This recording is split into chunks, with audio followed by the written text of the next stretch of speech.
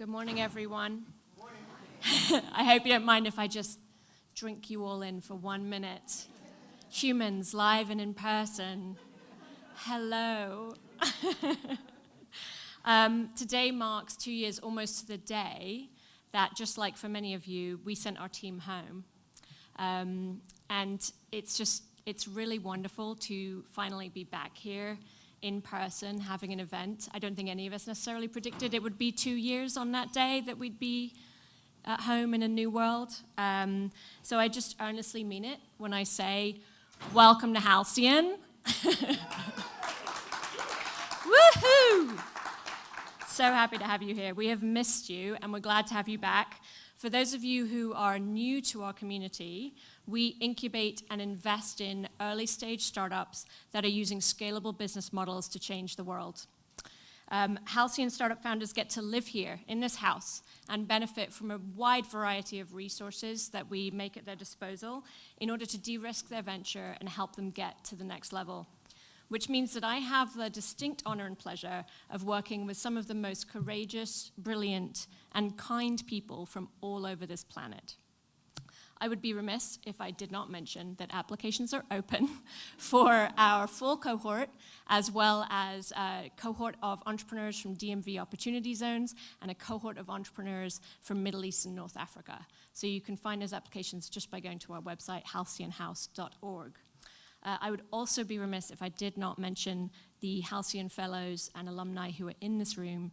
Would you mind raising your hand if you're a current fellow or alumni? Excellent.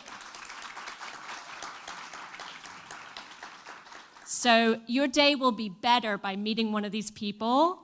Make sure that at a break you go and say hello and learn about what they're doing, because I think you'll find it reflected in many of the conversations today in terms of the impact that they're trying to create in the world.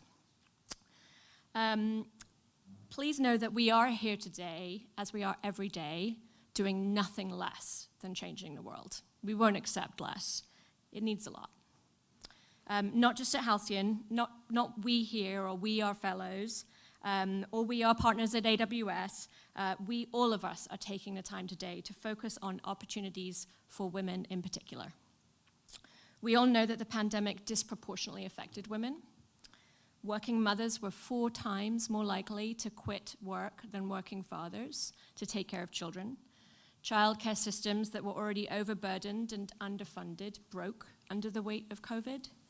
Frontline workers exempt from stay-at-home orders and putting themselves at risk to continually care for the sick or elderly or to restock grocery shelves were also disproportionately women and twice as likely to be Black or Latina. It's also not escaped my attention that today marks the first anniversary of the shootings of 6 Asian women. And we know we weren't winning any races before the pandemic in terms of gender parity. So we have a lot of work ahead of us. But we're not afraid of work, are we? We're not afraid of work, are we? No. Woo! Work begins today, don't forget it. We all hope that you'll learn something today, and of course that you will share it and tag us, and we'll see your ideas ripple outwards. Another way that you can really participate today is to use the QR code that you will find around the room that will give you access to the agenda, the speakers, a lot of other resources, and the ability to ask questions of our panels and fireside chats. And we hope that you will submit your questions that way. We also hope that you will embrace the serendipity to meet new people today and bring other people into your network. And we hope that you will extend your network to someone else who needs it. We are all about disrupting networks here at Halcyon. And we hope that you'll continue to be part of Halcyon's brilliant, kind, and courageous community going forward, because we're here for this work every day. Let's see. Couple of important thank yous before I cede the stage. First, to my amazing Halcyon team. They perform magic every day. I'm so grateful to all of you. Thank you very much. Secondly, our communications partners, Brand Guild and Vital Voices. Thank you so much. Most importantly, we could not have done this day without our partners at AWS. In all fairness, it was their idea, so you can blame them if it's not good.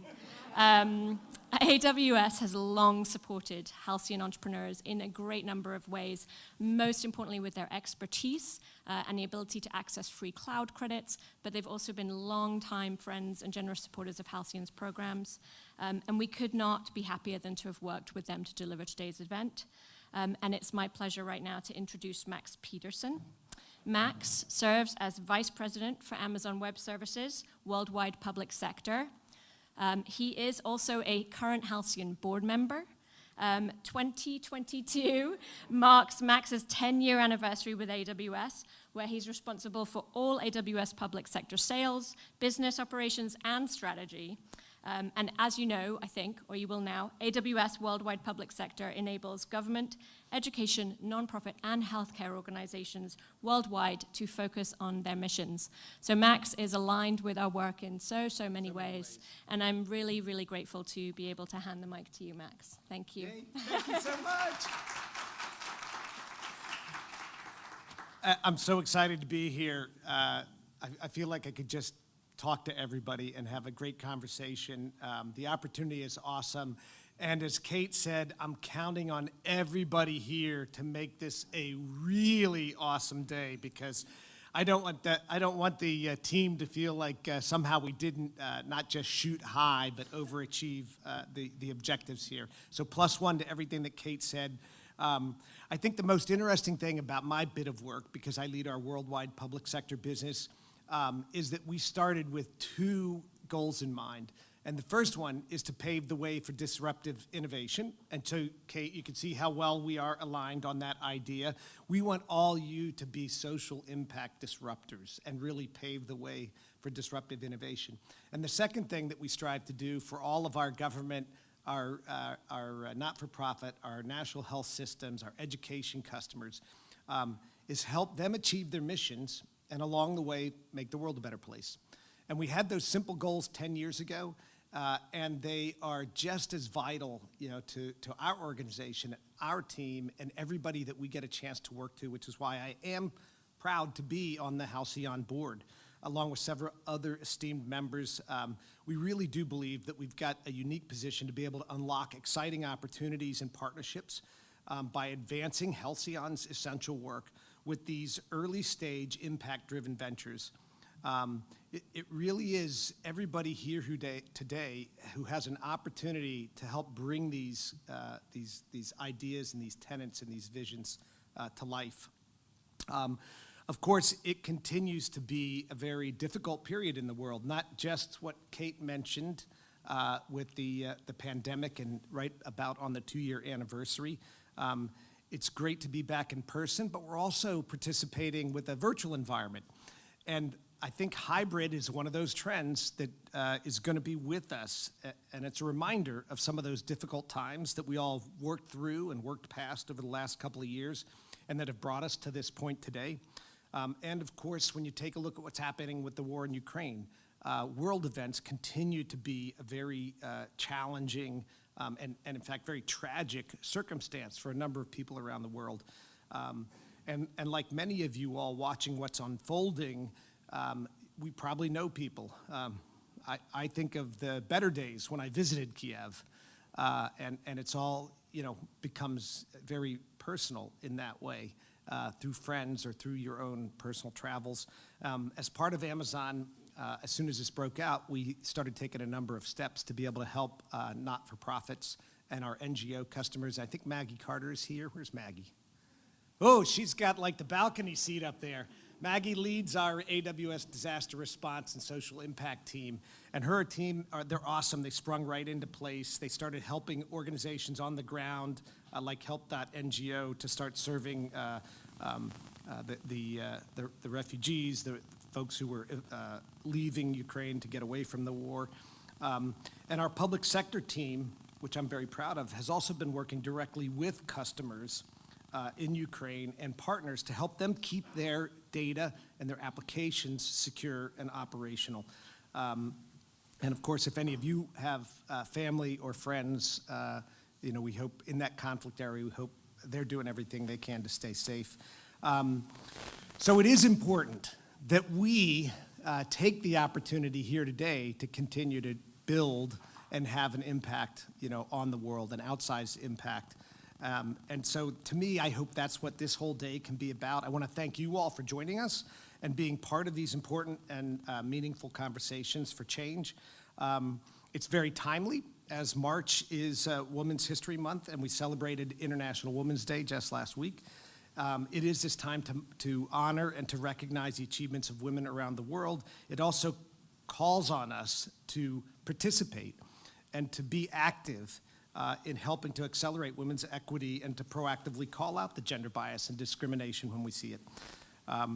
According to Gartner, only about 30% of tech positions are filled with women, and they're less likely to stay in those roles. 45% more women leave the tech industry compared to men.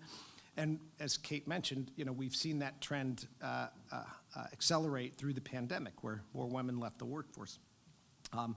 And the disparity in the startup community is even more stark, unfortunately.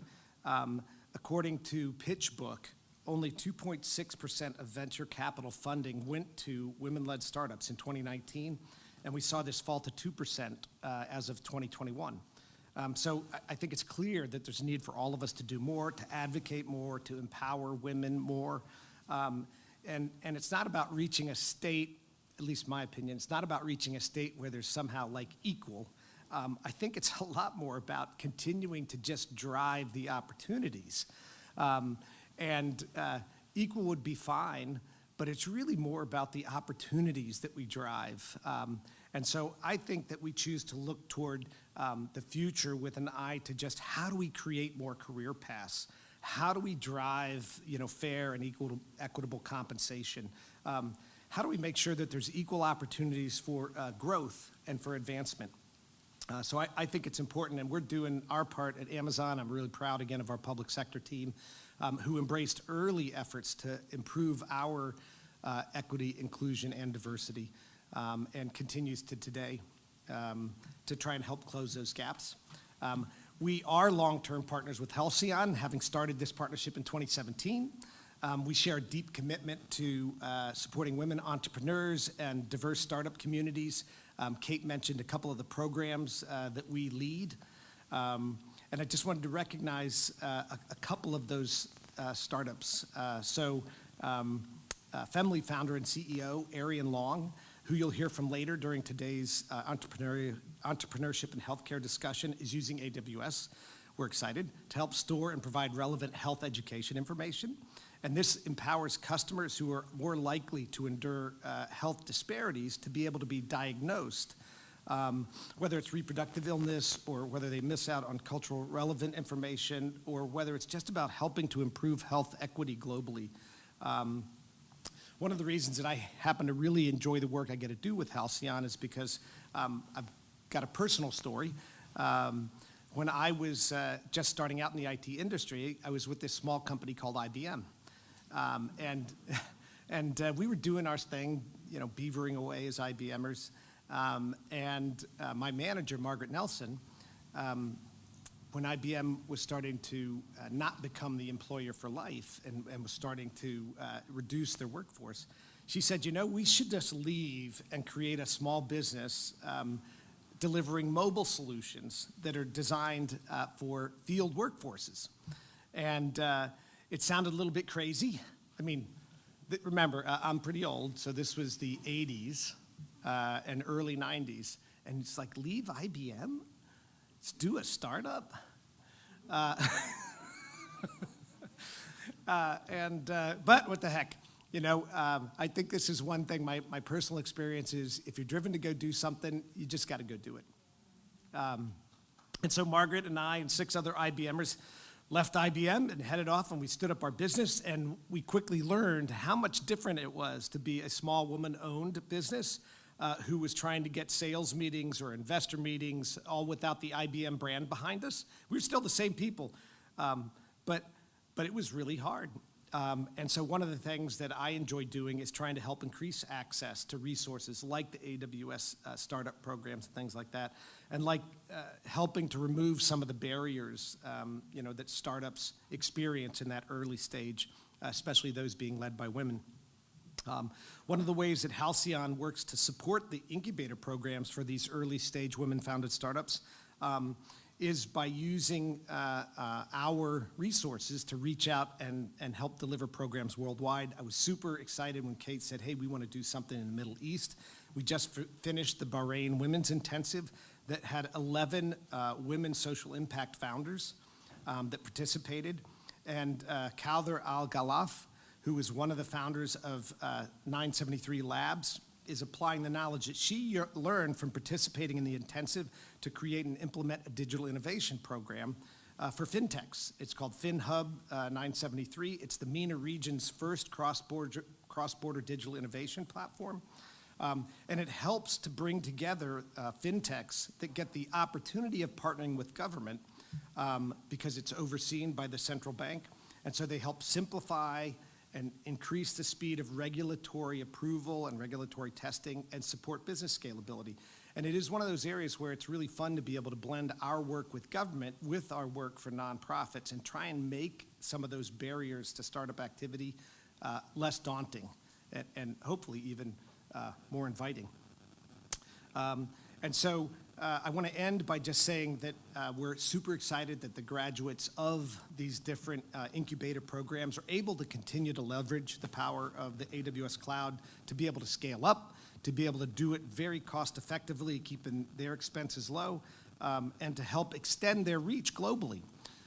Because that is one of the things, if there's a digital aspect to your business plan, leveraging the power of cloud computing, which gives you instant access to global markets, is a really important aspect to consider as you design your plan. I'm super excited about the progress that we've made, Kate, the partnerships that we're working on.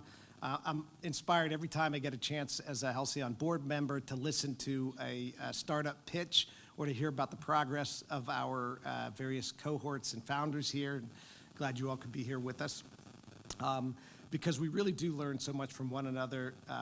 We want today to be about making these meaningful connections so that we continue to build a bigger and a better and a stronger startup community and momentum here. I hope you all enjoy the rest of the day. I hope you enjoy the conversations and the presentations. We've got a great lineup of incredibly inspiring speakers. And so I'm going to get off the stage and actually let them come up and inspire you. So thanks very much for participating. Super excited, and have a really great day. Thank you.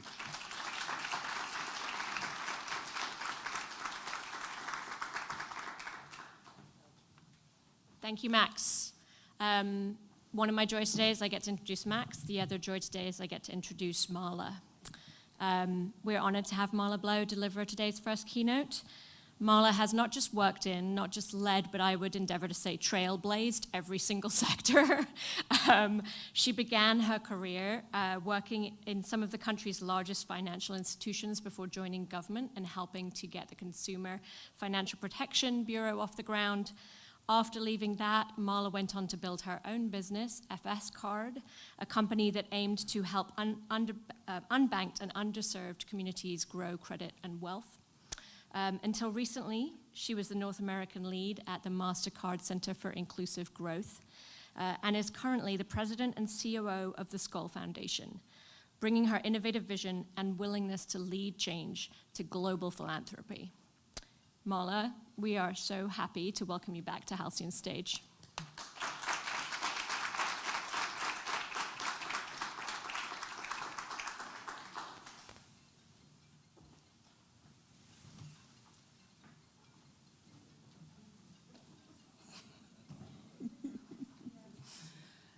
Good morning. We are really, really thrilled, I'd say for all of us, I'll speak for all of us, to be able to get together, right? To be able to be in person, to be able to share space. I have been in this space before, and I appreciate it differently now, right? It feels like something not to be taken for granted. And one of the themes I want to come back to in delivering these remarks is about what it means to see, right? Now we see what it means to get together. Now we see how important it is to be able to spend time in the company of one another. And we can really, truly embrace that and appreciate that. And to talk about what it means to change, right? We have all been through a significant change in our lives, in our lifestyle, in how we work, in how we live, and how we engage, how we think about health, how we think about care, right? What it means to experience loss. on a global scale. And the fact that the world is a lot smaller than it has been in the past. And so I'll try to weave in some of those themes and talk about opportunities to build and reimagine our system in light of the experiences that we've just been through. I'm going to talk about long-term sustainable business and long-term sustainable capital and what that looks like and what that means, and some of the steps I'm taking and some of the steps I'm pushing the institutions that I have access to change their participation and change the way that that looks from that vantage point. And it really starts with a realization, exactly like I was just talking about, right? I think the business sector has had the same realization that so many of us have had, right? That being on the sidelines while we watch a serious illness sort of threaten humanity, right? While we watch division and hate cut across the globe and really drive human behavior in ways that really were relatively invisible before, but it's no longer. And that realization that as a business participant in the business sector, you can't build a successful business in a failed society, right? And that is coming home to roost. That this idea that I am neutral, I am on the sidelines, I am not involved, these are not issues that I need to take on, I don't need to take a position, doesn't hold, right? That doesn't work. And in particular, it doesn't work in light of the way our communication systems have changed. And so we can now hear from the people directly, right? We can see what is happening. It is being broadcast, it is being captured in an 8-minute video, and that video is being shared across the globe. You can't unsee that. You can't pretend that that's not affecting you. And that change gives us an opportunity to reimagine how we live, right? Reimagine how we invest, reimagine what kinds of businesses we build. And staying on the sidelines in and of itself has a cost. That's been clear across the board. I would argue what we're seeing in the Ukraine, one of the things that we are learning is that we actually do know how to treat refugees, right? We actually do know what it means to step up and help and support and create space, right, in the face of tragedy. And we have chosen not to do that in the past, and I don't think the ability to choose to not do that will fly in the future, right? And that the next time, that I'm pleased and thrilled to see it happening this time, and I anticipate the next time it will be called upon to happen, because we've demonstrated that we know, right? That we know what to do. We know how to make that happen. I think about this moment that we're in and what it has created, and I think it has created the opportunity to tell the truth, right? To speak openly about things that were previously spoken about in silence, and I include myself in that group. So I have spent my career in financial services, generally the only woman, often the only black person, in all of the rooms that I have been in, most of my career. And I did the work of trying to create space and create opportunity, and generate sort of a little bit of camaraderie for myself, but I never talked about that, right? I did it on the side, right? I did it on my free time, whatever that was. I did that while I was also doing what was theoretically my job.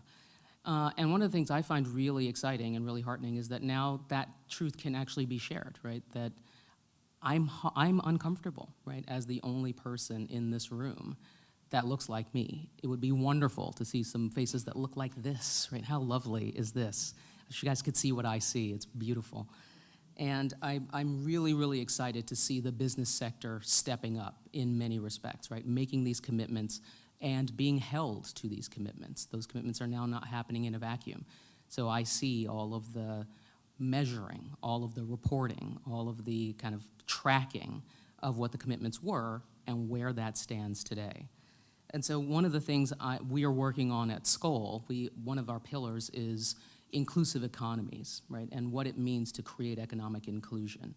And we engage the business sector to drive some new measures and new metrics, in particular around sourcing, right? One of the ways that capitalism shows up is where in the value chain the rents are concentrated. And the rents have been concentrated in big business, right, and in returns to capital.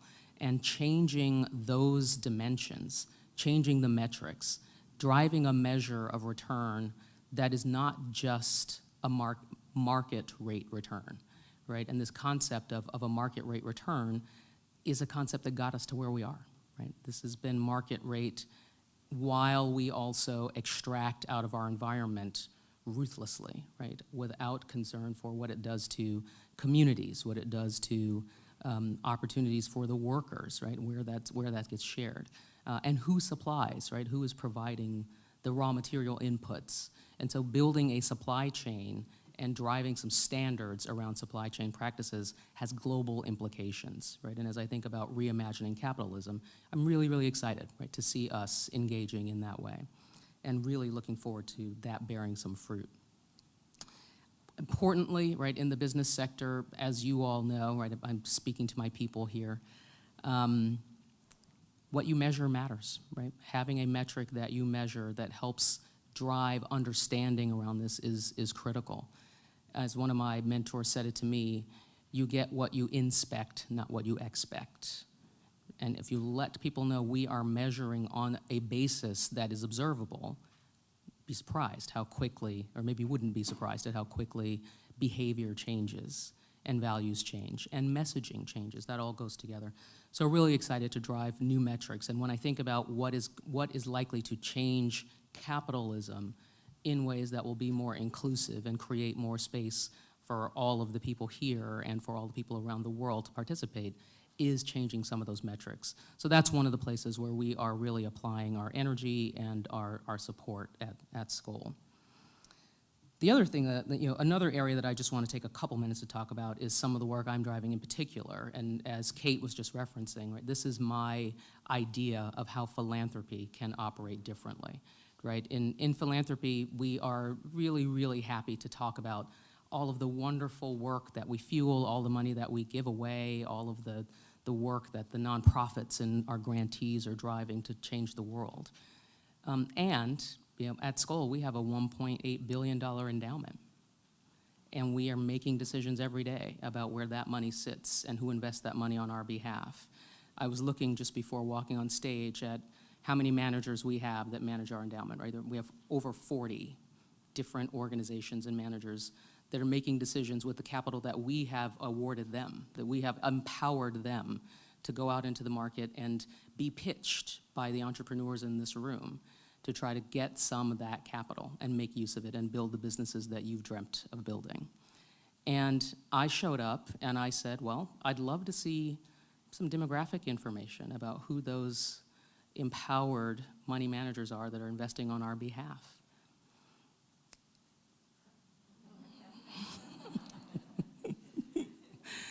They hadn't been asked that question. And that is why it matters who's in leadership, right? Because I asked that question because it means something different to me. This is not an intellectual exercise, right? This is my life. I'm talking about my personhood, right? I bring my humanity to that work.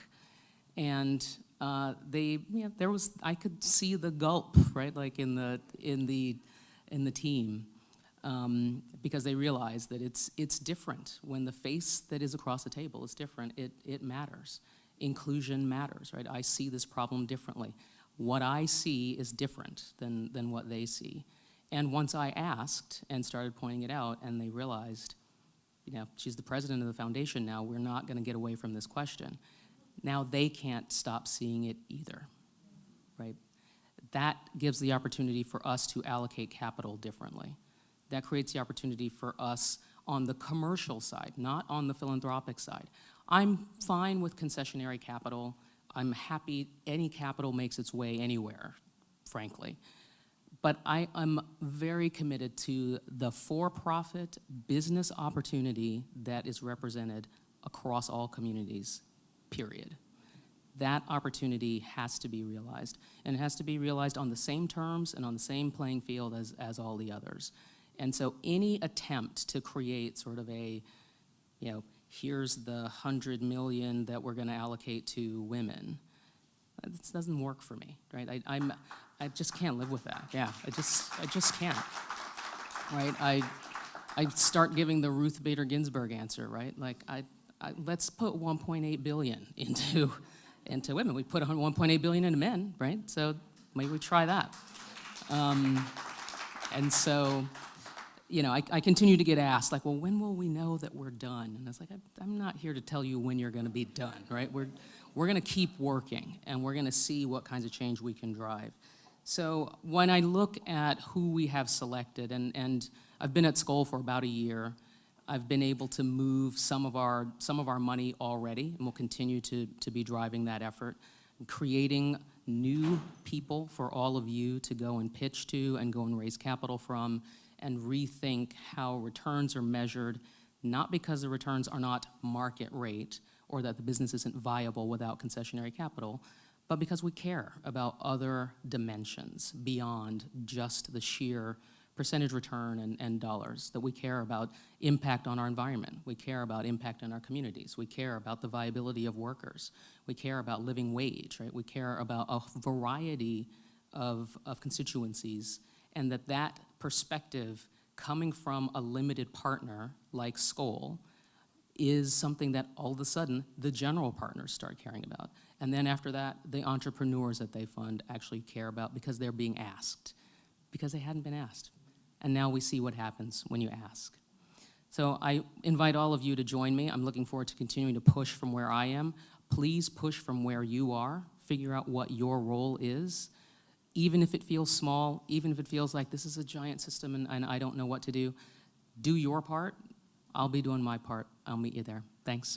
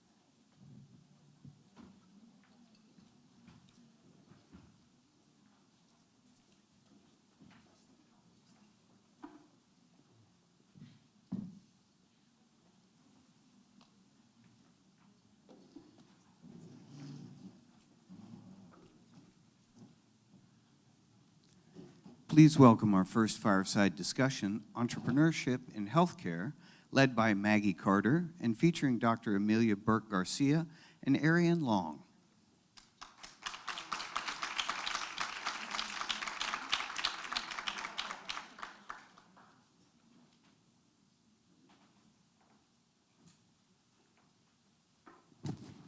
Hello, there we are. Hi, I'm Maggie Carter, and I lead social impact at Amazon Web Services, or AWS, as Max discussed earlier. I'm honored to be here today with our panelists to talk about health equity, disparities in access to health, and how a cross-sector of innovators and entrepreneurs come together to really address inequities in health.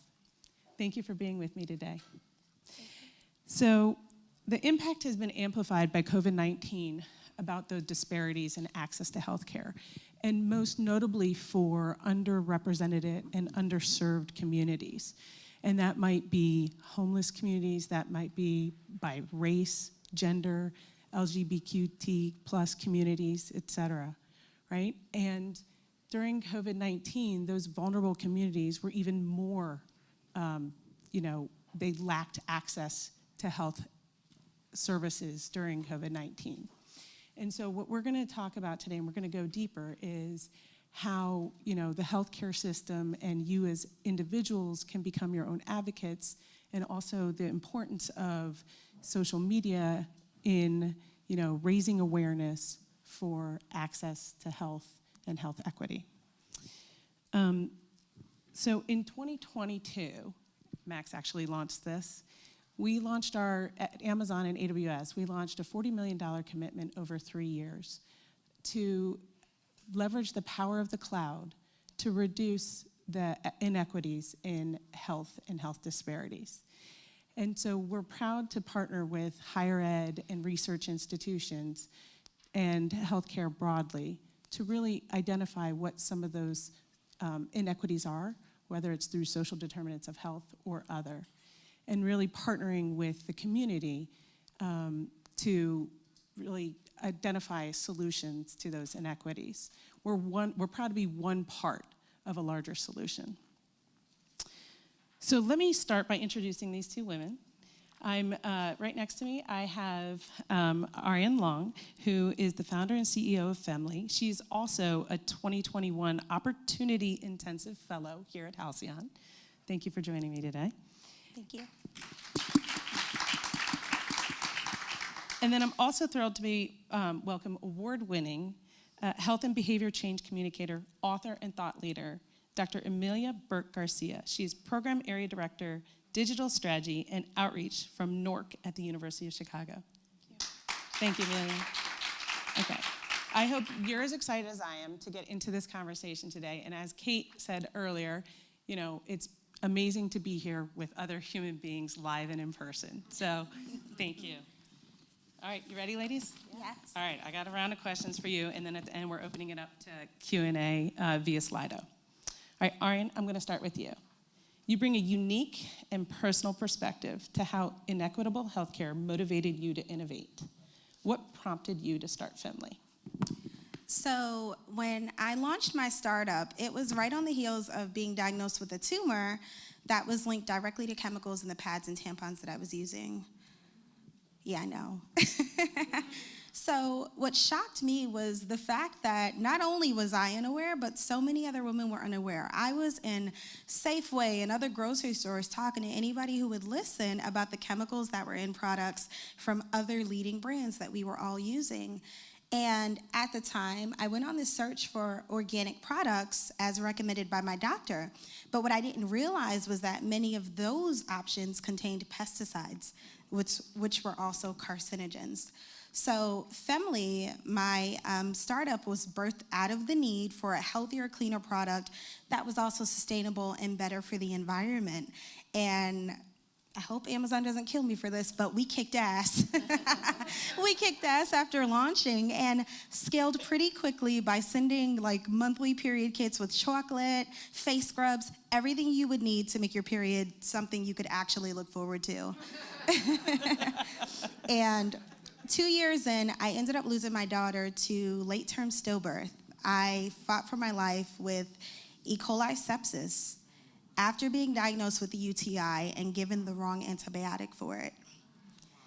And not only did I become aware of the access to menstrual products and the need for ending this notion of period poverty, I also firsthand experienced the fact that the US right now is the worst country, modern country in the world to give birth, and Black women like myself are 3 to 6 times more likely to die. And sepsis didn't care if I was smart, if I was educated, if I knew how to advocate for myself, and I had a Black doctor, so that wasn't a fix neither. So for me, that was birthed out of this, and that was why I was so passionate about it.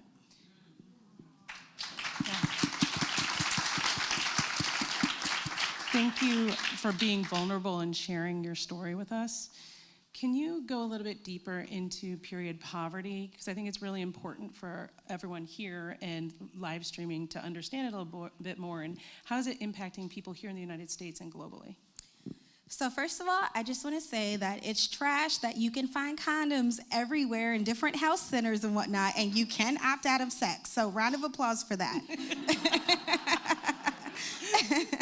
But I experienced period poverty as a college student. I didn't know that that's what it was called, but I had a wonky little semester where my dad cut me off, and I couldn't necessarily afford the products that I needed. So on the flip side of that, after launching my company, I was very disheveled and unsettled because I would constantly run into women around the globe who did not have access to the products. They would never, ever be able to afford Femly at the time that I met them. And what happened was I was driving down MLK Boulevard in Baltimore, and if you know anything about MLK Boulevards, they're always in the hood. But I was driving down MLK past the Raven Stadium, and this woman experiencing homelessness came up to me, And she didn't ask for money. She didn't ask for food. She told me she was using a sock as a sanitary pad. So it was then that I was like, okay, we've got to do something. This is right here in my backyard. I went to Morgan State, and we decided to not only manufacture our line to include health education in the form of QR codes, we increased our model to now include a first-of-its-kind contactless hygiene dispenser where you walk up, you wave hello to our machine, and you get our organic products out of it for free.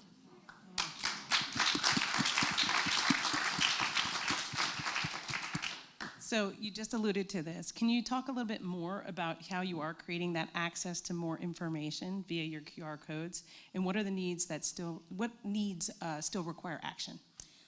So in losing my daughter, I was angry. To be quite honest, I'm still angry, and if we all know something about anger, it gets shit done. I ended up adding QR codes to our packaging because I was in this plight for answers, and I knew that I was having a healthy pregnancy, no complications. I actually had a son during the pandemic, no complications there either.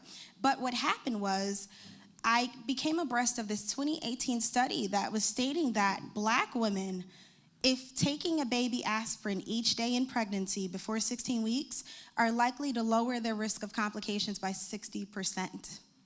I was talking to Black women, I was talking to pregnant women, nobody knew. Some doctors were telling them, some doctors weren't. The other side of it is there was new research around that same time stating that preeclampsia could be linked to abnormalities in a man's sperm. Why the hell didn't they ever look at men? So these are the things that I became abreast of, but it was so angering that no one knew. So we said, you know what? Let's put a little QR code on each package so that when you get a product from us, when you order a box from us, you can scan that with your phone, and it links back to our website, to a community of women that now know these things and can then be ambassadors of their own health.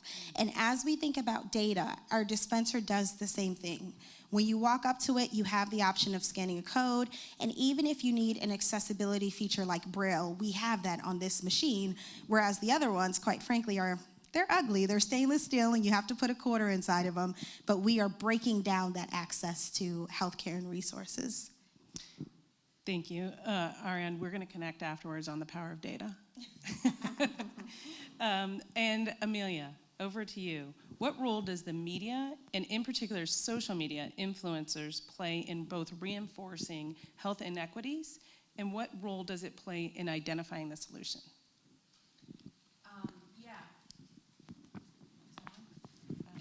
Push this button. No? Yeah, so it's really interesting, right? Because media and technology fundamentally is about access. You just talked about access to certain types of products. Media and technology make information available, and that's incredibly important, and there are a lot of benefits to that. But I think there are a couple of dimensions that are missed when we sort of think more broadly about these issues. First, in 2021, the UN put out some data that 37% of the global population do not have access to the internet. That is 3 billion people who are not online. So when we think about people, and that's not just in developing areas, in poorer countries, that's here in the US, right? And no better example can be seen than like students who had to adjust to remote learning in the pandemic and didn't have internet access at home, or had spotty internet access, didn't have computers, didn't have a safe and quiet space to learn, right? So we've really seen in the pandemic the disparities come out in terms of access to information, the ability to do your jobs, your tasks that you have to get done every day, and how some of us have been able to do that more easily and comfortably than other people. And I think that when we talk about tech and disruptive tech and the ability to really enhance lives and make lives better for people, we have to start with that access point, right? We have to make sure that people have the ability to get access to information so that the decisions that they make, whether that's about their health, their jobs, their families, the opportunities that they have access to, that only comes with information. And tech and media have a really critical role to play in that. But it also, sorry, I want to note one more thing about information and access. It has to do with misinformation, right? So part of responsible tech is making sure that we really are thinking through the negative sides or the unintended consequences of giving people access. And we're seeing that in terms of how people, you may have access, you may have, be educated and be an advocate for yourself, but if you're not exposed to that information, that creates a real echo chamber in terms of what people know and what they're asking for and what they're advocating for. And so I think that there's like two main components there that are really important to consider. So that's where I was going to go, actually, is access to information is one thing, but then how do you distill all the information that is out there to have an informed decision? Yeah, that's a really big question. All of your questions for this wasn't on panel there. are, I said this morning that they're dissertation-like questions that she's asking us this morning. And we certainly can only scrape the surface of these things. I think that part of this is, Arian mentioned ambassadors and advocates, and I think making sure that we are thinking about who those trusted voices are for certain communities. And those trusted voices are not always your healthcare provider or your policy person or your politician. They are your neighbor next door. They're your family member. They're the person that you see in the grocery store that you happen to randomly talk to about an issue. And we need to be engaging those people to be the voices and to be advocates for themselves, but also for other people. And you asked about the role of social media influencers. That's a big area that I work in. And they are part of the problem, but they are also part of the solution.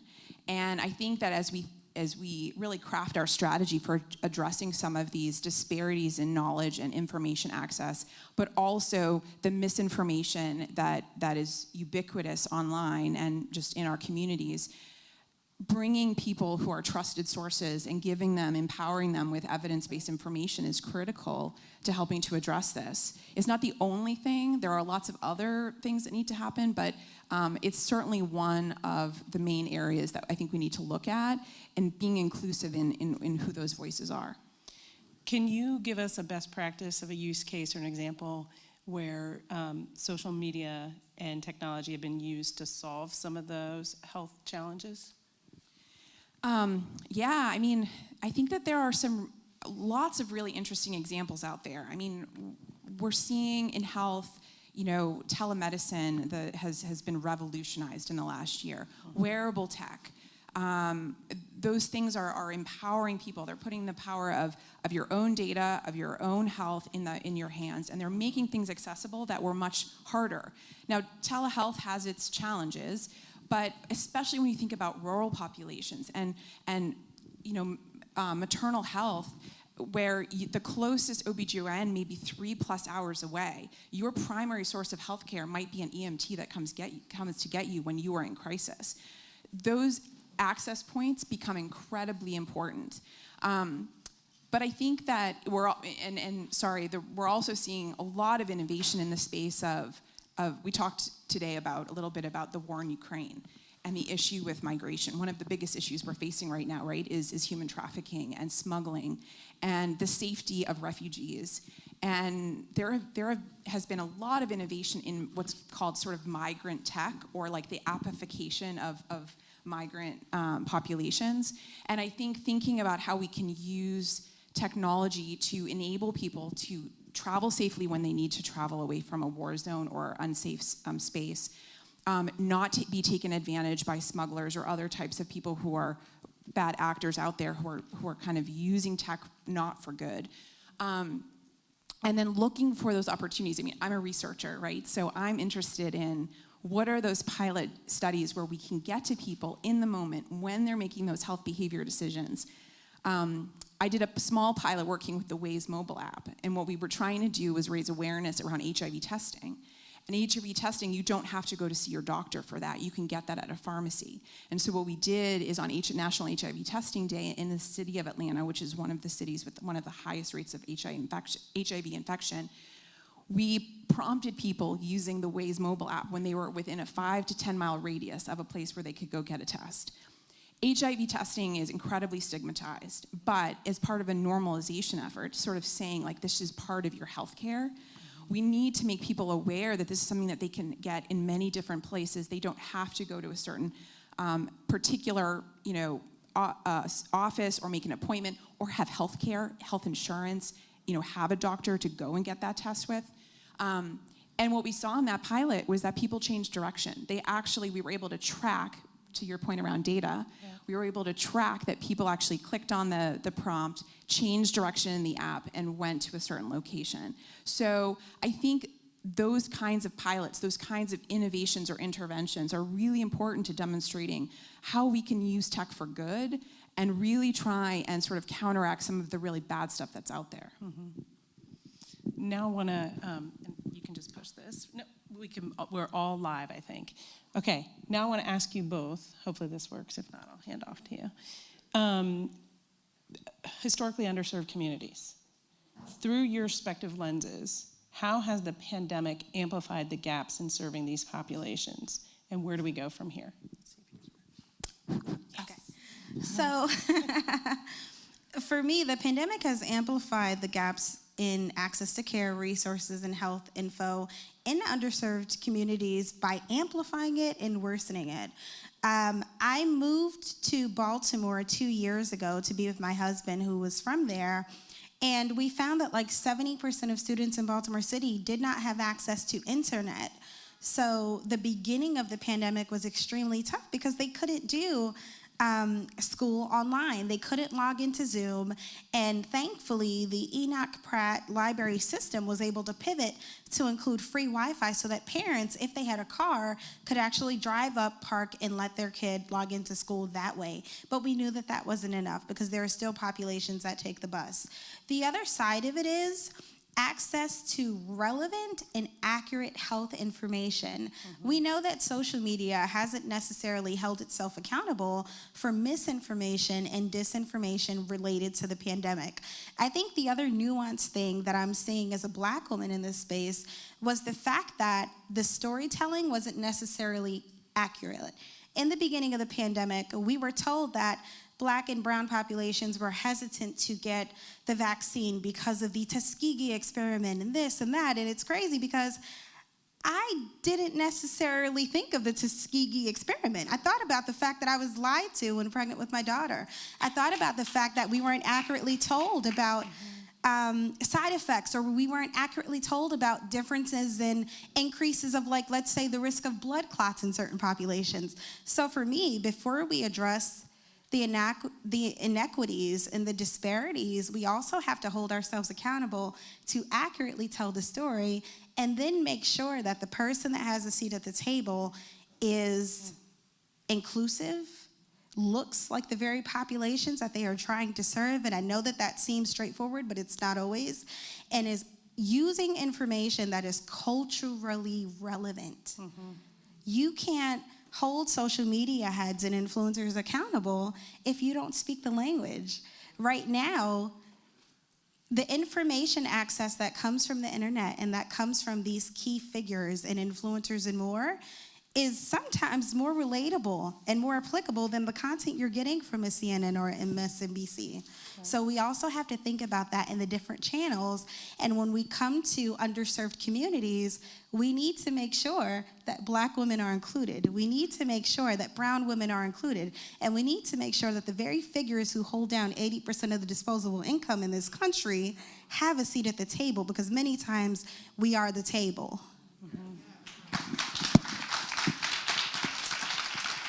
Thank you, Erin. Amelia, you want to come in on that before we switch to audience Q&A? Yeah, sure. So, I think Erin said it beautifully, right? Like, the pandemic has brought to light issues that have been with us for centuries, right? These are not new issues. We've seen people who have had to make choices between their health and their financial security.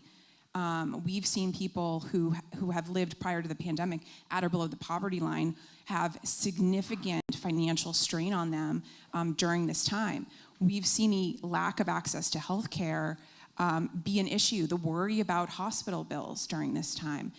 These are all issues that people have been dealing with every day. Like, it's not new information, right? We're just now more aware of it.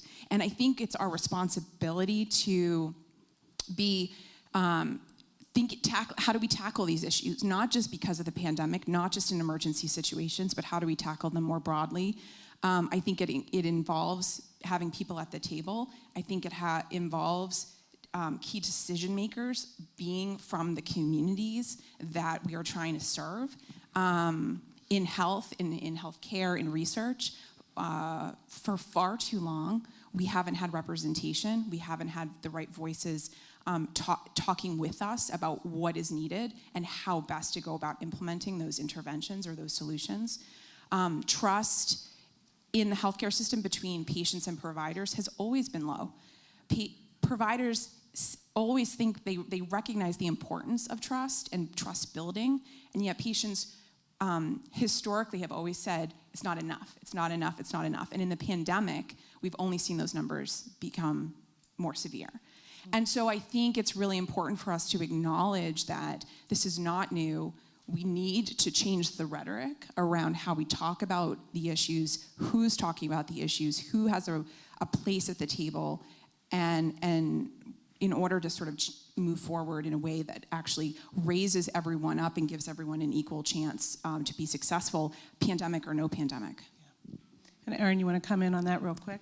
Q&A. Sure. So one of the things that struck me about the beginning of the pandemic during shutdowns was that period of time where women who were pregnant and going into labor were required to go into the hospital alone. Mm-hmm. Many could not have their husbands, they couldn't have a doula, they couldn't have a sister or a friend. And with me personally, I went into labor with 107 fever.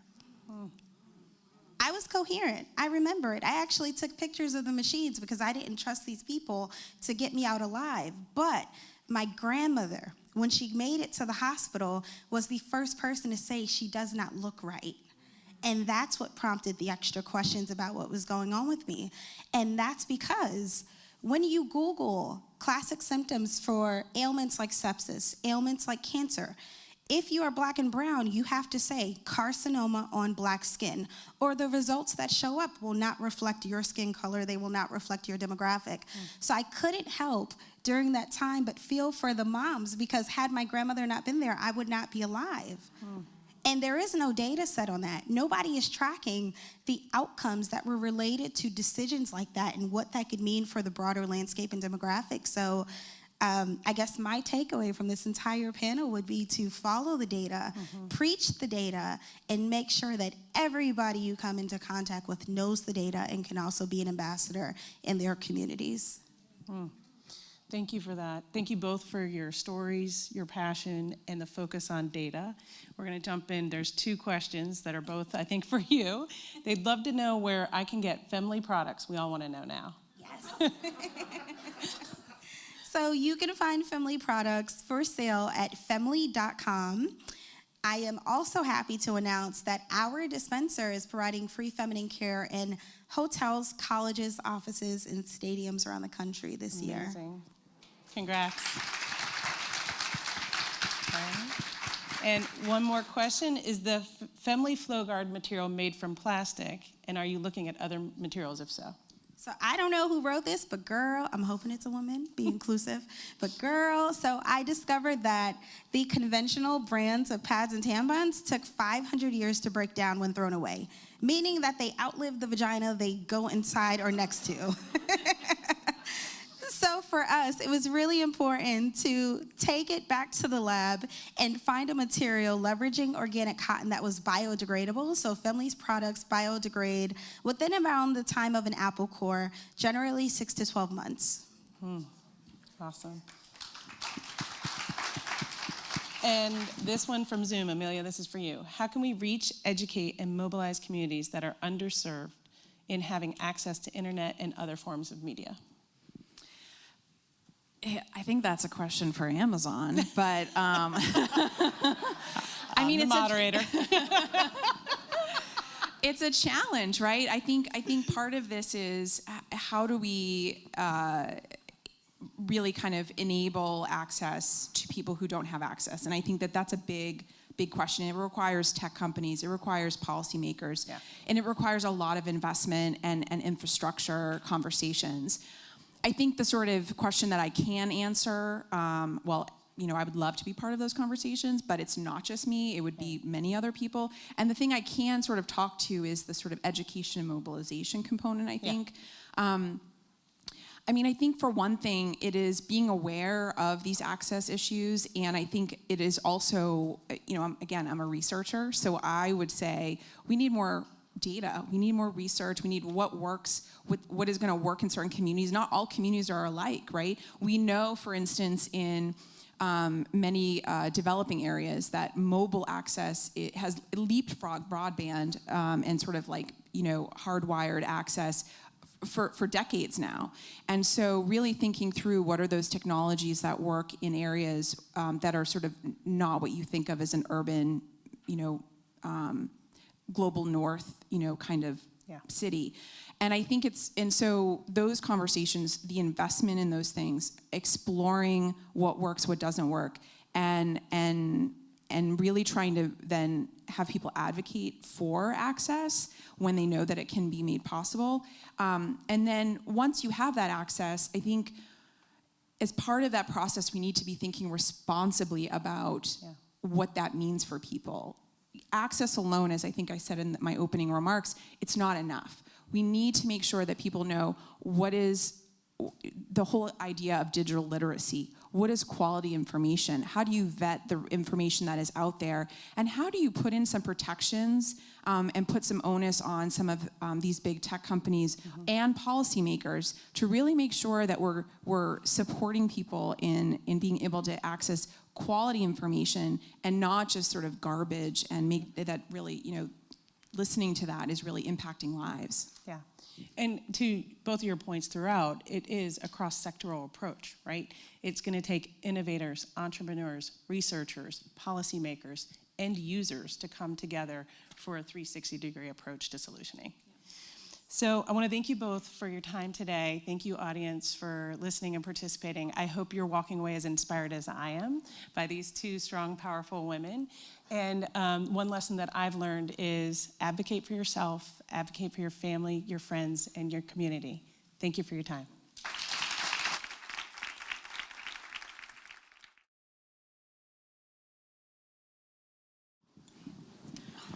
Good morning. It is so nice to see actual faces in person. I'm so glad you're all here, even in masks. It is just so wonderful to have people back in the house. This is a panel about fundraising, and I'm Dana Goldstein. I'm Halcyon's Chief Investment Officer. I'm also co-managing director of the Halcyon Fund, and I am so delighted to have Melissa Bradley, Shelley Kapoor-Collins, Stephanie Thomas. I'll ask them all to introduce themselves in a moment, and I'm going to ask them to talk about their funds and their investment theses. I'm also going to ask them to share something that you all might not know about them if you've only read their bios. But before I do that, I'd like to just frame this conversation a little bit. The ability to attract capital can be critical to the success of a high-growth company. It's challenging. The process itself is challenging. Knowing when and how to fundraise, from whom to fundraise. And while venture funding is plentiful, Max referred to this in his opening remarks, the pitch book numbers from last year, there were $330 billion in venture capital in 2021. But as Max mentioned, only 2% of that went to companies founded by women. And less than 0.5% went to companies founded by women of color. Just take that in for a second. The inequity is incredible. And we know that some of the most innovative, the most exciting, the most high-growth companies are founded by women and by women of color. So this conversation is going to be a real conversation about fundraising, about the realities of fundraising, about how to plan for fundraising and stick to it, what some of the common pitfalls are, and even how to enjoy the process, or maybe how to put the fun back in fundraising. No? No. All right, well, let's hope that was just a delayed reaction and not just a polite, giving it to the moderators. They Thank think you they're all for still that. watching Zoom, that's why. Yeah, we can see all of you. There's no way that you can mute. You can't turn off your screens. I can't think of a better group of people to be doing this with this morning than these lovely ladies. I'm going to ask you each to introduce yourselves, again, talk about your investment thesis, what stage you fund, and one thing that people may not know from having read your bio. And Melissa, let's start at the far end with you.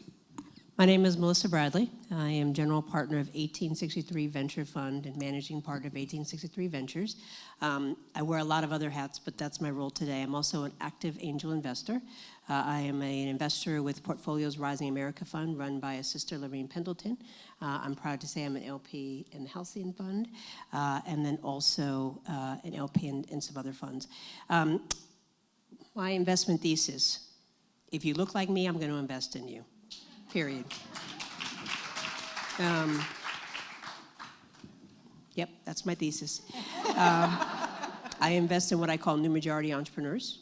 Black women are the fastest growing segment of entrepreneurs in this country. Of the 4 million new businesses created, a majority were Black women.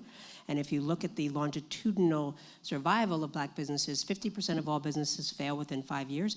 Black women have a minimum existence of 8 years and 7 months. The challenge is we last longer, but we don't have the correlated income, revenue, or sales, and so I want to change that.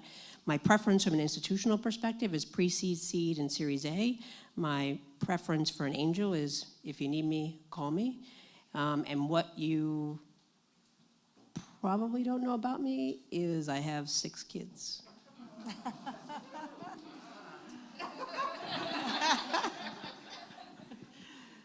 I have to follow her. Okay, got it. Thank you. So, guys, hi. Nice to be here with you all. I'm Shelley Kapoor Collins. I'm a partner with Sway Ventures. We're a San Francisco-based VC firm. We invest in the life cycle of companies from early stage through growth. I lead our early stage investing in the retail and brand sector, which is really consumer tech. Our thesis is, like I said, early stage, transformative technology companies. We believe, especially after COVID, that the consumer tech and retail and brand sector has accelerated in 1 year, what would have been 10 years worth of innovation. So we're out to capture those opportunities. Prior to Sway, I was with Shatter Fund. I started a fund to invest in technology companies founded by female entrepreneurs, and much like Melissa, my thesis was that women only get what we've been hearing all morning, and it's dismal. 2% of venture capital funding, and women of color get 0.2%, and that needs to change, considering that we are the #1 decision makers in our households of how we spend our money, the #1 controllers of wealth, and we're about to see $10 trillion worth of wealth transferred in the next 10 years in this country, all to women. So it doesn't make sense to me, right? It doesn't make sense to me that we are not the #1 investors in products that are designed for us. So what else can I, prior to Shatter, I've been angel investing. I've been a business owner, had my own consulting company. I was in the SBA in President Obama's second administration. And did I miss something? One thing we may not know. Oh, yes. One thing about me. Okay, so I travel quite a bit. I was in Abu Dhabi last week. I was in San Diego, just got back last night, LA before that. And I've been traveling pretty much my whole life, and I have a massive fear of flying, so. I think you'll be in Vegas next week, right? Yeah, exactly. And I'm going to Vegas next week, so yes. So. Hi, everyone. I'm Steph Thomas, founding member and investor at Impact America Fund. We are one of very few Black female-owned operated venture capital funds in the country and in the world. Our thesis is really around economic empowerment for communities of color in the U.S. So we are agnostic in terms of sector. We're somewhat agnostic stage-wise, even though we love to invest between seed and Series B. But we're really looking at companies that really care about the injustices in the U.S. and how to solve for those with innovative business models, leveraging technology, but also thinking about how to be competitive in their respective markets. So we look at everything from fintech to future of work to inclusive supply chains to SMB tech, you name it. We want to check it out, especially if we think it can move the needle in terms of agency for how Black and brown folks show up in the economy, how they want to participate in the economy, whether as workers or consumers or asset owners or entrepreneurs. Myself, I am a native of Washington, D.C. I'm second generation. That may be a fact you guys didn't know, even though I say on my bio that I reside here. Also, Melissa is my fairy godmother. She probably didn't know that, but that's another interesting fact that's not in my bio. And I say that because, this community is very sacred. It's very special in DC. And, just being inspired by all of you, by the women who've come before me in terms of building out the ecosystem has really motivated me to continue to do the work and to find companies that are not just building businesses, but building movements. Myself, born and raised here, but also spent 6 years in New York City working on Wall Street, and it was through that lens that I gained a decent skill set to do what I do today, but also gained a new perspective on how to apply those skills and what I learned to something more meaningful and impactful and purposeful for myself and for my community. And, I could rattle off a couple of different things, but I did 6,000-mile road trip across the country, worked with entrepreneurs that turned into a docuseries through HLN, focused on how entrepreneurs are really building for their communities in an impactful way. Also have done some advisory work for a few growing startups, and today I'm sitting in Fund 2 of Impact America Fund. It's a team of 6. We're distributed nationally, and we're headed into Fund 3 and looking forward to deploying more capital. To date, we've closed over $65 million. Amazing. So when I said I couldn't think of a better group to be having this conversation with, I literally couldn't think of a better group to be having this conversation with, and now you know why.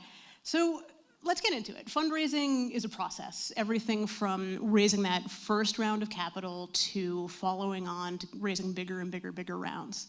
Melissa, let's start with you, both from the angel investing perspective and from doing pre-seed and seed funding. When is the right time for entrepreneurs to start thinking about and planning for fundraising, and what are some of the key first steps? So I think what first is you decide if you want to fundraise. Not every business needs venture capital. And I think we need to just get off of that ugly treadmill. Once you decide and believe that you have a growth business, then you definitely should think about it. I would say that most people do not plan well. You want to at least plan 6 months in advance, and let me tell you why. Because I see too many folks, no disrespect, but particularly women, who understand and feel the pressure to get the money run out prematurely. I know personally, I literally talk to, because my assistant hates me, at least 100 entrepreneurs every single week. 90% of them are not ready. You have an idea. You've thought about it, but you don't have a financial model. You have no idea how and when you will make money. You have no idea and understand what the pivots may be. You have not been honest with yourself of how much time you really can give. You have not thought about work-life balance, which is actually important to me as an investor. You have not thought about a potential exit strategy. You have not thought about if this is an acquisition or if you're ever really gonna go public. You have not thought about who your first hire is. Notice I said thought. I didn't say you have to have the answers. When you step to an investor, you want to be able to know and demonstrate that you have thought about and know what is the potential pathway for the business and where there are going to be pivots. Despite what you see on television, I do not expect you to have all the answers. If you do, I don't believe you. But I want to know that you have the right thought process, because none of us predicted COVID. Some of us knew George Floyd was bound to happen because it's still happening. Let's not get that twisted. But I want to know that you have the fortitude and the mindset, and you're creating the time to be strategic and thoughtful about what your business is going to look like, not definitively tell me. And what I find is that takes time. You've got to talk to customers. You have to have made some failures. You have to run some financial models. So the first thing is come prepared.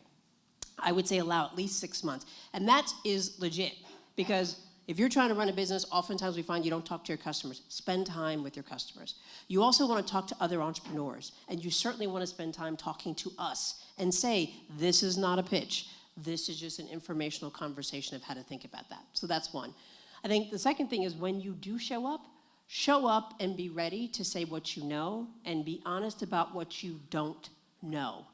I'm investing in the fact that I'm going to learn with you and help identify new opportunities and new strategies. I find that people are like, oh, this is the way it's gonna happen, this is the way it's gonna go, and then when they hit a roadblock, they have no idea what to do, and they panic, and they spend way too much of my money. And so I'm looking for someone who can be thoughtful. I'm looking for someone who can be honest. We always hear the term coachable. I'm looking for someone who will listen.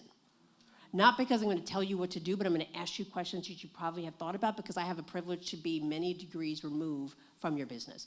The final thing I'll say, which I think wasn't here in the question, is when you show up, I'm going to give you 3 points of advice. Okay? Show up and be prepared to talk less about the business and engage more in conversation. I learned 10% of what you're trying to do through your pitch.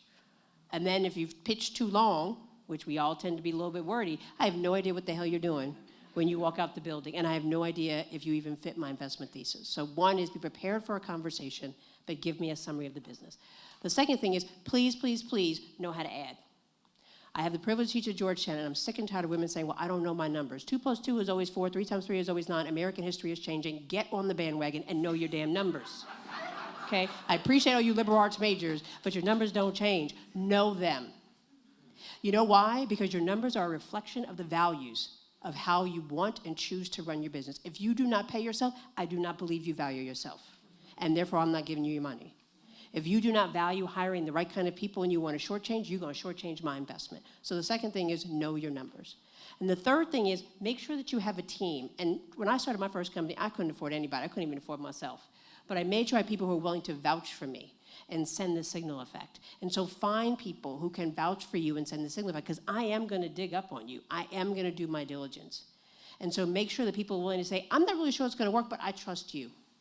I don't know anything about that sector, but I trust her. And I'm willing to do whatever I can to help her. Those are the points of advice I would give. I sort of feel like our work here is done, but let's keep going. So once a company has raised that first critical round of funding, if they're on that path, and we can talk more about that, Shelley, what is some advice that you might have for founders once they've raised that first round of capital in thinking about what the next round looks like, when they should start thinking about raising, and how to think about the arc of the fundraising over the life of the company? And thank you for that, Dana. Before I answer that, I'd just like to see how many people in the room are raising a seed round right now. Anything beyond seed? Okay, anything else? Okay, great. So I'm going to structure it, I guess, towards the seed round. So what I would say is that, look, I invest in pre-seed and seed. And I'll give you an example of a company right now that we're investing in, a pre-seed company, pre-revenue. They are a tremendous team. They have a lot of traction already in terms of the followers that they have, but they need a lot of value add structure that's going to be wrapped around them.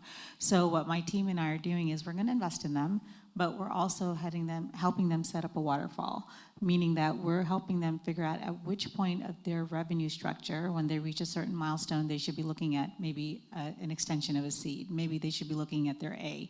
Maybe they don't even need to go to an A. Maybe we just continue generating revenue and we just raise a big B. So I think really what's important to Dana's question here is that it's the life cycle of when you're going to raise past your seed, but having the right venture partner for you is critical. Someone who's not just going to tell you to raise money, but when you raise it, which revenue metrics you have to hit, and can guide you along those principles. So ideally, you find someone that can stay with you from seed to mid to growth. Those kinds of VCs are rare because generally VCs have a certain area that they invest in. Sway, we do all three. We go the life cycle of the company because we want to maintain our position. We do our follow-on funding. We want to stay with the company. We want to be their first seed check, and we want to be their last institutional check as they're looking at their exit strategy, whether it's IPO or it's acquisition. So I think having that venture partner, having the ability to know your numbers, your revenue, and when you need to go to market is really critical. Thank you. Did I answer your question? Absolutely. Okay. In thinking about raising a first round, thinking about raising follow-on rounds, one of the things that we get questions about a lot from halcyon entrepreneurs when they're thinking about raising is, how do I think about valuation from my company? And I'm curious, and we'll start with you, Stephanie, and then I would love for Melissa and Shelley to chime in. What advice would you have for entrepreneurs as they're at this early stage thinking about fundraising, how to think about valuation before they've raised a round? Yeah, this is an interesting one. I think we could spend a ton of time just on this particular topic. I think, first of all, if you're a pre-seed to seed stage company, you may want to delay even pricing your company, right? Because you don't really have a lot of traction. You're still figuring a lot of things out. So oftentimes, entrepreneurs will use what's called a SAFE or a convertible note, which acts almost like debt, but the intent is for it to eventually turn into or convert into equity. A lot of times, this is money that, it's early money that comes in, allows you some runway, which means, some time, some months to make progress on your business. And then, at a later point, the goal is that you will be raising what they call priced round, where you will get that valuation. And when that happens, the investors that came in under the note will get some benefit for coming in early when the company was at its riskiest stage. And usually that is done through a negotiation when you're doing that note at what's called a valuation cap. So when you go at that next round to get priced, all the investors that were already in under the note get priced at a lower or a discounted value. And then the other ones will get priced higher based on what the market is dictating. And, I think when we're talking about valuation, it's one of those things where, it's not the end-all be-all that, a lot of headlines make it out to be, or a lot of companies or entrepreneurs will make it out to be. But at the same time, if you're not thoughtful about it early on, when you price your company, who is pricing your company, that can also be a signal, and what that price is, it could have detrimental effects later down the line.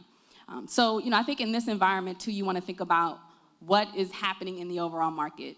We know that 2021 as well as 2020 were gangbuster years for fundraising, right? These were off-the-chart, sort of record-breaking years of fundraising, mostly for white men. But at the end of the day, industry-wide, a lot of money was being poured into the private markets, and it also dictated valuation. If you look at who are some of the biggest sort of VCs that were moving the market forward, it was Insight Partners and Tiger Global, right? These were the guys who are cutting very big checks at much later rounds and driving up the valuation significantly, and that pulled the rest of the market up. What you're seeing today, though, however, is valuations are dropping. They're about 40% lower than they were last year. And even though, for your particular business, this may not be the case when you start to speak with investors, you still want to pay attention to those macro, larger sort of movements in the market to understand range-wise where you may land, right? Also, when you're thinking about valuation, it's really going to be about the demand for the shares of your company. So, the market could be moving however it's moving, but if people aren't really interested in what you're building, then you need to know that and figure out why. You need to be having conversations early and often with investors, even with friendlies, right, to get a sense of where you may land from a valuation standpoint. Oftentimes, this is going to be done based on certain key metrics that are pretty standard or common in your respective space. So if you're in retail and e-commerce, there's certain type of metrics that you need to understand. Maybe you're going to speak to Shelly before you even go out to market to say, hey, this is what I'm building. How should I be thinking about my metrics? Am I on the right track? And where do I need to be from a number standpoint to get to a certain valuation, right? And you apply this to other industries as well, depending on where you are. I think the last thing I'll say, too, around valuation is, it's sexy, right, to have a high valuation and to have this number, right? That's really, at the end of the day, just a book number on your company. It's not realized. And it's great for headlines and great for sort of marketing. But you actually have to grow into that valuation. And so when you're thinking about what that price is, be thoughtful around how much time you have to get to that. Is it 18 months? Is it 24 months? How many resources you need to pull together to make it happen? Do you need to build a whole team? Do you have most of your team and you just need to fill in a couple of gaps?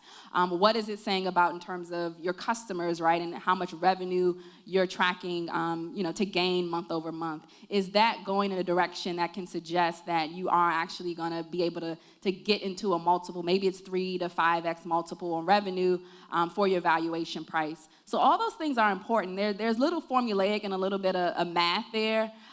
But that is also key to having negotiations with investors so that when you are in fundraising mode, you can actually have a constructive conversation with hopefully your lead investor to say, hey, this is where I believe my company should be priced at, and this is why. I think that's fantastic. I'm sorry. No, please go ahead. I was going to ask, I have a question of the audience. Do most people here get the pre-post money valuation formula? Like Stephanie just said, it's mostly just math, but does everyone understand that? No. Okay, so pre and post money, right? So if I'm looking at a seed stage company, back to the valuation, less is more sometimes. And so you want to understand if you don't have revenue, the pre is basically what you're valued at without any revenue going in, no work done around it. Maybe you have a team, maybe you have an MVP, a product hasn't gone to market yet. And then if I come in as an investor and I put in $3 million into your $7 million pre-money valuation, you're now worth $10 million without having lifted a finger, without any revenue. Pre and post is really important to understand, and that's how you start to set your valuation in terms of, I have no revenue yet, but I have an awesome team. Maybe I have brand cachet, and this is where I think I am. And this investor wants to come in and lead my round. They're going to take a percentage of ownership, and I'll speak for us. We take 20% ownership in early stage companies. So all of those things are really important to think about. And I have a company right now that's saying that they should be valued at 20 post, meaning that they want us to put in $3 million. They're coming in with a 17 pre and a 20 post. Does that make sense? And you know what we said? No. Why should you get a 17 pre and a 20 post? Because you have no revenue. We are not sure that you are going to be able to get there. Why would I value at that? So we've come down significantly. We've gotten that done. But I think the biggest lesson I learned from that in talking to them was educating them on understanding their worth. And just asking for a number can make you look silly, so make sure you know why you're asking for it. And then in terms of the notes that we talked about, Stephanie, we've seen entrepreneurs that come, that have too many notes out there, right? They have a safe, they raise another safe, then they have, they have a promissory note because they're simply trying to get capital. Don't do that. Because when you have someone that comes in and wants to actually lead and price your round, they might have to recapitalize you, and you might lose your shares and control of your company. So just be mindful not to have too many notes. I love the idea of a cap, the valuation cap, which is good for your early investors because they're taking a risk on you. So they do deserve some sort of an incentive, high risk, high reward at the earliest stages. But just some pitfalls to be mindful of. I think that's really useful, and I think one thing that we see with a lot of entrepreneurs is they're really getting excited about their first round, getting excited about the valuation that they can command without necessarily doing the long-term math in terms of if you're on this fundraising cycle, what those bigger and bigger rounds are going to look like. To both of your points, ensuring that you're going to develop enough value in the company to be able to justify that valuation further on. And then also, what do those bigger rounds mean in terms of your equity and your ownership in the business? Can I just say real quick, I want to highlight something Stephanie said. Valuation does not mean you can buy a new car, a house, or pay your bills. So focus on what's important, because there are ways around slowly installing that. The second thing I would say is to be mindful not just of what your valuation is, but what do you want to own in your company? I'm a co-founder of a startup, and we have agreed we would never give away more than 50%. Because we actually want to make money for ourselves, not for investors who don't look like me.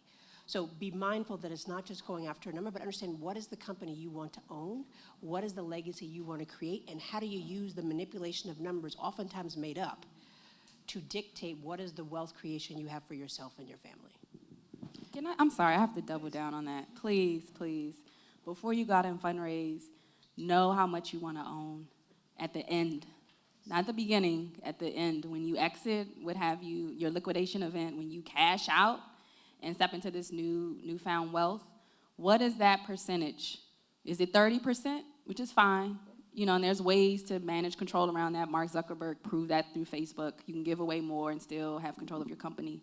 Is it 50%? Is it 51%? Whatever that is, hold on to that number, because when you start getting into negotiations with investors, it can all get very blurry, and you see that $1 million check or that $5 million check, and all that goes out the window. You also have to be mindful, too, of your co-founders, your executive team, options around employees getting access to shares, and how that all comes together in terms of your cap table. So make sure that you're anchoring yourself in a way that feels very good to you before you go out and start giving away shares of the company. have to add to both of my co-panelists here. So, and to what Stephanie just said, your board is probably the most critical component of what you put in place, because despite how much you have, if they have control, they can vote you out. You will lose your company. And I've seen that happen to a few different women, especially over the last few years. Founded the company, took it to where it is, took money from the wrong investor, lost control, and they're out. So I want to talk a little bit about picking investors, and there are kind of two facets to this topic. One is, I think entrepreneurs hear a lot about the importance of warm intros to VCs, particularly given everything that we've shared thus far, everything that we all know about what the VC industry looks like. It is not always easy for entrepreneurs to have access to those warm intros. So my first kind of area of questions is, how can entrepreneurs think about creating relationships when they may not immediately have networks into VCs? And then I'd like to pivot to talk about picking your investors. But let's first talk about what advice do you have for entrepreneurs who, again, may not have the networks that would immediately get them in front of VCs? How can they get some of those warm intros, get in front of the right folks? And Melissa, let's start with you. Well, so first, we all have social capital, but it may not be full of investors. And so I think look around, the beauty of LinkedIn, who knows who. And I think we've gotten to a point now that there are enough VCs out there that you have lots of options. But know we all talk to each other, particularly if you're Black. We all know. I don't think there's a Black founder between us that we don't know. You got an idea, we know you're thinking something. And so know that the networks are small. And I say that because how do you get those warm intros? Ask somebody. If you have not been through a Halcyon program, but you talk to Ariane or somebody who has, say, hey, did you meet anybody? Can you make that connection? If I meet you and I like you, like I met somebody today, but I can't invest in them, if I like the business, I'll connect you to somebody else. The beauty is that most investors, not all, there's no need to be greedy, because we all need each other to get our money out of your company, right? What I would say, though, is be mindful of who introduces you. Yes. Not all investors are good investors. Not all entrepreneurs are great entrepreneurs. So make sure you're mindful of who is making that introduction. And know that if I make an introduction, I am going to spend time with you because it's my brand. Because I don't want you to show up and be the one that I got in the door, but the last one that I can get in. And so be very careful about how you present yourself. Be very careful about how you show up. And also know that when those warm intros, there are a few, I'm not one of them, VCs who are constantly online. They're doing Clubhouse, whatever that Twitter mess is, where you can talk to groups or whatever. And VCs are mining those. And so know that a warm intro can happen through a tech platform, but make sure you're showing up the right way.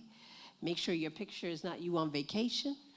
Make sure you say the right things. Because there are people here, right, that already could be that warm intro. And so it's extremely important. I find that sometimes those warm intros don't happen because you don't even realize how you showed up. And so be mindful that Big Brother is always watching, certainly in the investment community. But there are a lot of people who are willing to make that. I would also say there's a lot of networks. There are tons of networks for entrepreneurs, for female entrepreneurs, for Black entrepreneurs.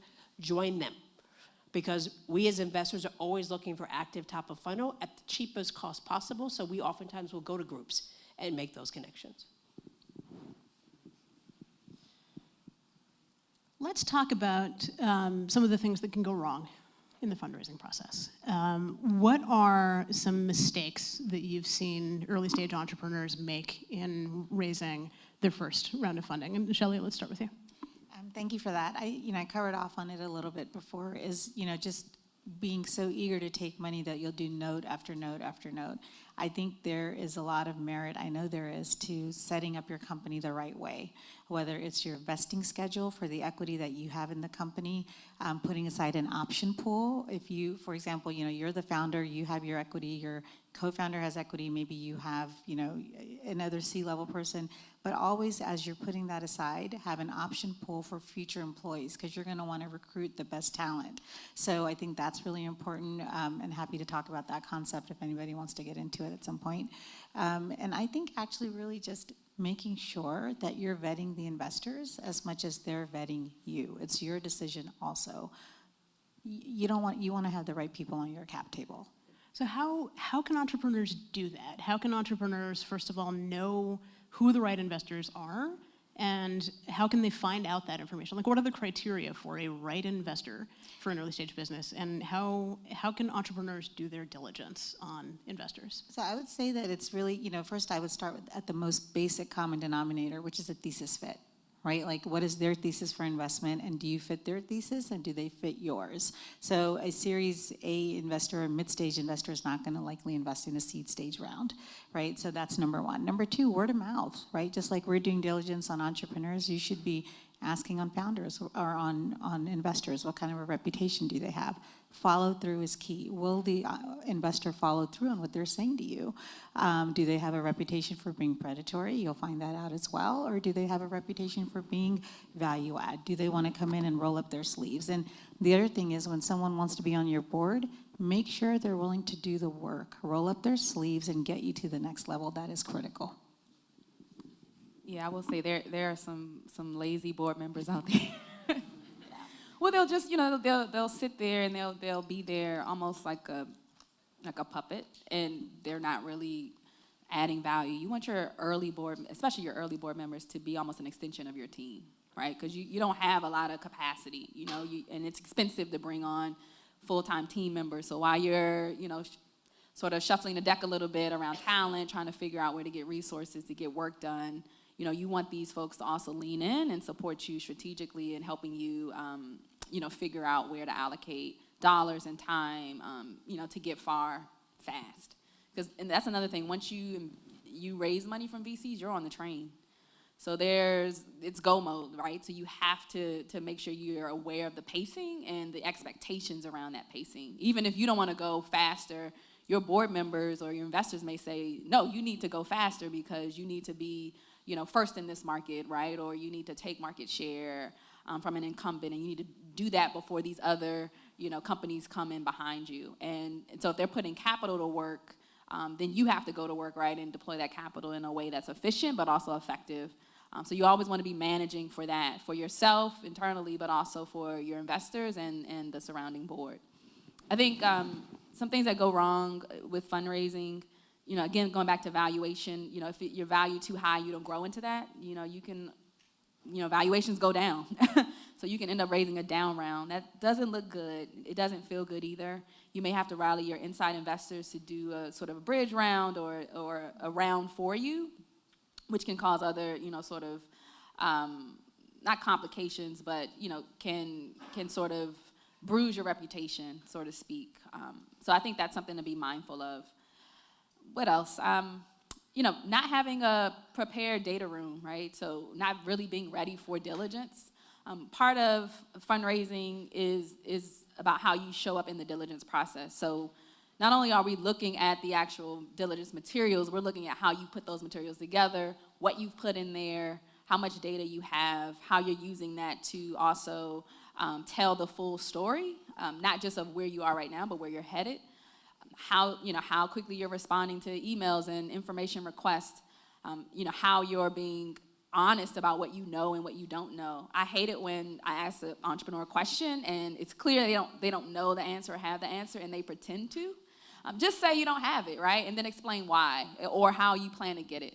And then for you guys, as you're sort of diligencing investors, right, to understand who is the right investor for you, if they're asking you the wrong questions, that's a red flag, right? So if you're a seed stage company and you're talking to a Series A or Series B investor, which you shouldn't be, and they're asking you about unit economics, that could be a red flag because maybe you're too early for that if you don't even have product in the market, right? You don't really understand necessarily those economics. And instead of pretending to have them, just say, hey, we're very early. We don't have product in the market yet.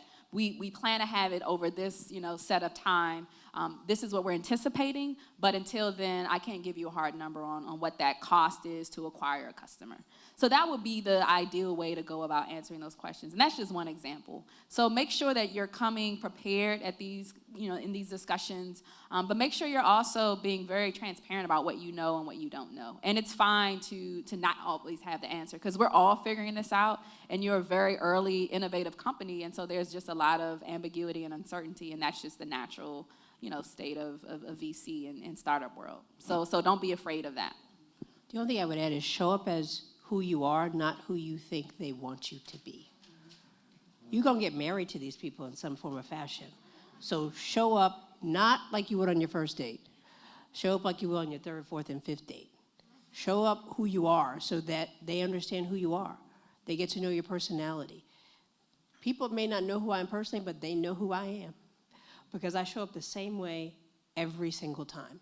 That level of consistency gives me faith and trust and the ability to advocate for you. If you show up one way on the first meeting, another way the second meeting, and then I see you out in the world in the third, I question who are you and how authentic are you going to be in managing the relationship with me. The dating metaphor can go really, really far in fundraising. I'm not going to take it much further. And really, really wrong. Let's just spend a couple minutes before we get into some of the questions that are popping up here. Fundraising, I think, feels like a slog for many people. So how can entrepreneurs make fundraising enjoyable? And Shelley, let's start with you.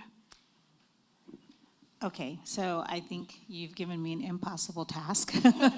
So look, even as an investor, I don't particularly love fundraising, but I know my strengths, and I think knowing what you're good at and not good at is really important. So number one, fundraising is not fun. That's exactly right. But if you have to do it, you know, you have to believe in your purpose and the value you're bringing. And this is what we talked about, Dana, that when I'm out there and I'm talking to LPs, I'm not asking them for money. I'm going to them and saying, I have a pretty incredible fund. I've got the right opportunities. I have something of value. I'm bringing you something. And so therefore, you should put money into my fund because I'm going to give you 10x back.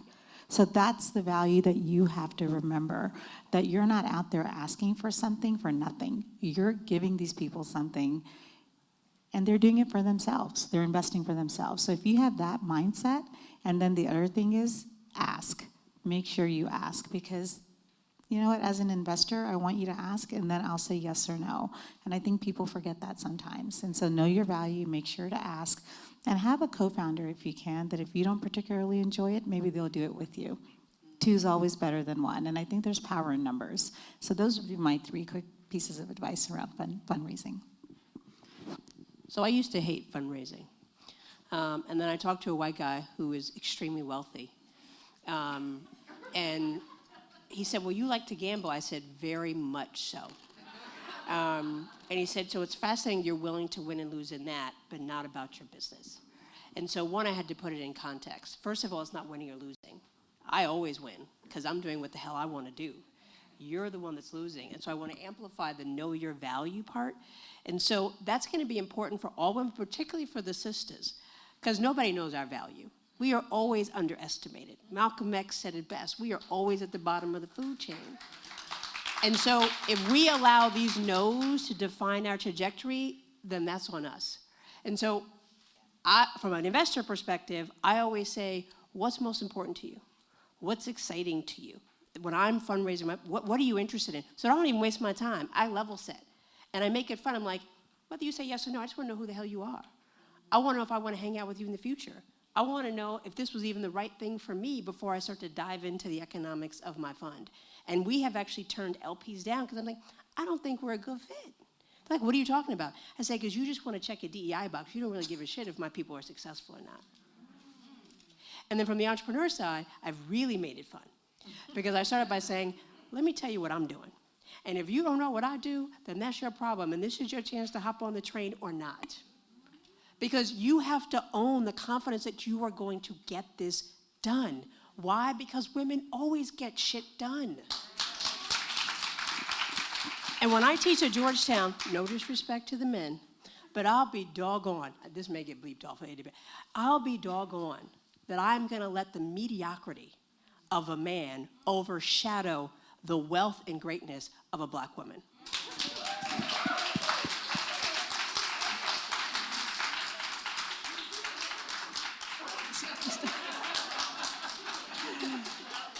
So while there is no conceivable way to follow that, I am going to ask a couple of questions that are coming in from the audience. Thank you all for sending in questions.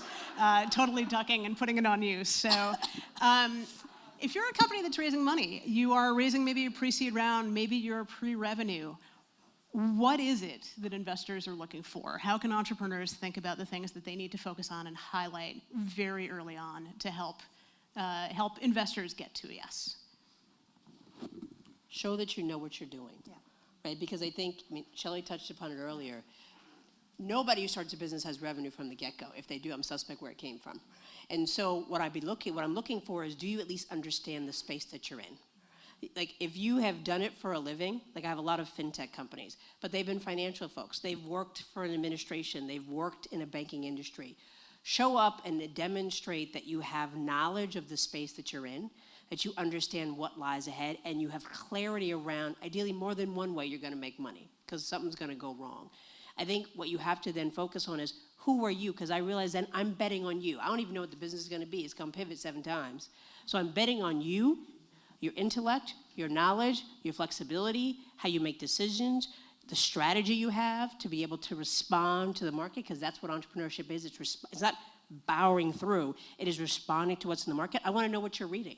I want to know how you make decisions. I want to know who influences you. And that then allows me to say, am I more worried that you're not listening to the right people or surrounded by the right people?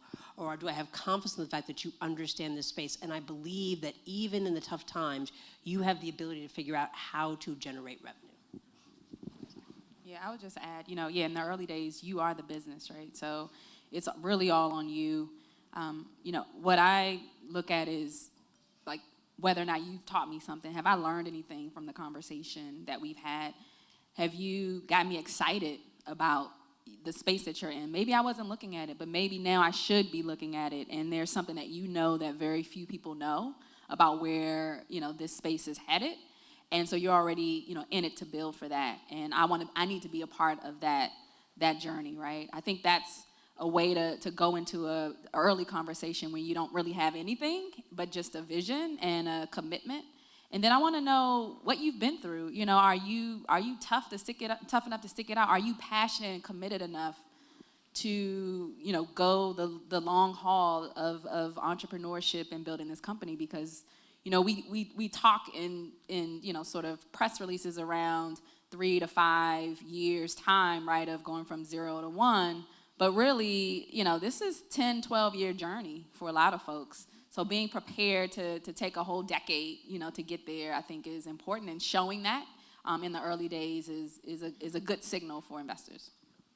I'll add to that really quickly. How many people here know what moat is? Okay, so going into any kind of a round, knowing your value really also means that you need to know your moat, which is really your differentiator. What's your defensible advantage? I think know that, that's really key. And the other thing is know your market. So we have 4 M's that's way that we look at right off the bat in seed rounds, but those 2, your moat and your market, are really critical. So you've got your total addressable market, and then you've got the part of the market that you're gonna take, your slice of the pie that you're gonna address with your funding. As an investor, those are the most basic things that I want to see in addition to your team. If you don't have revenue, I can get you there. But if you don't have these pieces in place, then it's going to be a tougher uphill battle. Can I just say one little asterisk? Because I agree with everything. If you didn't understand a friggin' word of what she just said about the moat, then just put a little asterisk and say, that's why I need to prepare before I invest. That's why I said 6 months, or make sure you understand. Because there'll be those investors who are willing to say, let me explain that to you. And there'll be other investors who will be like, check the box, they're not ready. But do not let these words intimidate you. You do need to understand valuation, all that kind of stuff, but give yourself time to learn and find somebody who's going to teach you, but do not allow that for you to say, I'm no longer going to do this because it's too complicated. But know the words. You need to have them in your vocabulary. And like I said in English, moat equals your defensible advantage. Know why you stand out from other companies in your market. Absolutely. So we talked early on about, and Melissa, you touched on this, that fundraising, raising money from venture capitalists is not necessarily the right path for every venture. There are good reasons to do it. There are good reasons not to do it. What are your thoughts about other methods of raising capital? What are your thoughts, for example, about crowdfunding or other ways that entrepreneurs can finance their businesses? I'm going to come back to the crowdfunding. So I would say at our fund at HC3, we do debt, convertible, equity, and revenue-based financing. we are mindful that not all businesses need venture. And so I would say before you run out and take venture, think about what is the money I need to get to an inflection point. That inflection point could be to your cash flow positive, it could be to your profitable, it could be to your extremely profitable, it could be to you break several $1 million. And determine what is the right amount of money. I cannot emphasize enough, once you get on this VC wheel, you are on that wheel.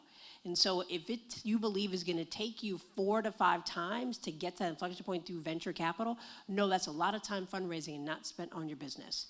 And know that that's a lot of capital, a lot of equity you're giving away and not. So I would say really be thoughtful around, are there debt options? In our fund, we are sector agnostic, and we have a significant amount of CPG companies. We thought only CPG companies would take the revenue-based financing and tech companies would only take the equity. 60% of our portfolio are tech companies taking the revenue-based finance because they need a moment to get off the wheel of raising money. They need to hunker down. They don't want to give away all their capital. So the first thing I would say is there's lots of options, crowdfunding being one of them. The reason why I'm hesitant is because there's all different kinds. And I would say, think about your trajectory. I'm an informal member of an angel group who said they will no longer support companies who've done an equity crowdfund because it's too complicated managing all those investors. So think about what is the runway first, what is the type of capital you want, and then who are the potential people to give it to. I know y'all can hear me, I got 6 kids. So just be mindful, right? And this is a horrible analogy, but just be mindful you're taking a road trip across the country, okay? And you do not want to get on that road trip and start with a gas company that no longer exists by the time you get midway. You do not want to have an electrical vehicle and there are no EV outlets on the way. You need to figure out what is that journey for the entire roadway before you start talking, and know that it's okay if you have equity, debt, bridge, equity, whatever the case may be. Money is money, but how you structure it is what's going to determine how fast and how comfortably you get there. Take moderator's privilege here and just ask you each in 30 seconds, what is one takeaway? If everybody remembers nothing else from the session, what is one takeaway you would like them to have? And Stephanie, to put you on the spot. I know, I'm thinking. Shelly, you want to go? No. I'm thinking too. All right, so let me give one. My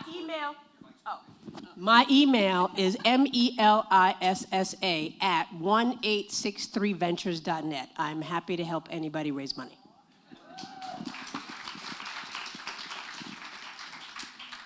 I have an open door policy as well. You can find me on Twitter, LinkedIn. I have a Calendly, jump on it, book time. Go to our website as well. You can get in touch with us there at www.impactamericafund.com. One thing I'll share with you guys before we wrap up is, again, this journey is hard, it's long, but it's a privilege, right? It's a privilege for us to invest in you all. Remember that, your value. But it's also a privilege for you all to be entrepreneurs and really building for your dream and your vision and for the future of our world, right? So I think keeping that in mind is always critical as you continue on, and making sure that you are preparing for that journey. Your mental health, your self-care, all those things are critically important, and they hang in the balance, right? There's a lot of sacrifice that has to be made when you're doing this work. So always keep those things at the forefront. And I promise you, if you're very, very critical and very thorough about who you bring into your company, as a board member, as an investor, as an employee, that will yield tremendous value over the longer term, because you'll have a much easier go at this entrepreneurial thing if you're bringing in people who share your values and who are the right people to go the journey with you. So don't move too fast. Don't make too sudden decisions because there's a check dangling in front of you. Really be thoughtful about every step you make and every decision you make for your company, especially in the early days, because you're laying the foundation. So every decision, counts at that point. So I just wanted to share that with you all as we're running around, trying to, network and raise money. Just be very thoughtful about the people you bring into the fold, as well as how that impacts your own well-being. 100% with everything Stephanie just said. And I think maybe one minor thing I would add to that is entrepreneurship is hard, especially at the early stages, and it's lonely. And whatever you do, don't stop. Because if you quit, it's game over. That's it. but if you keep going, no matter how hard it is, just whatever you do, keep going. That's it. Go out there, create your businesses. Come talk to all of us when you're fundraising or even before you're fundraising. Thank you all so much. This was an incredible, incredible conversation. Thank you very much.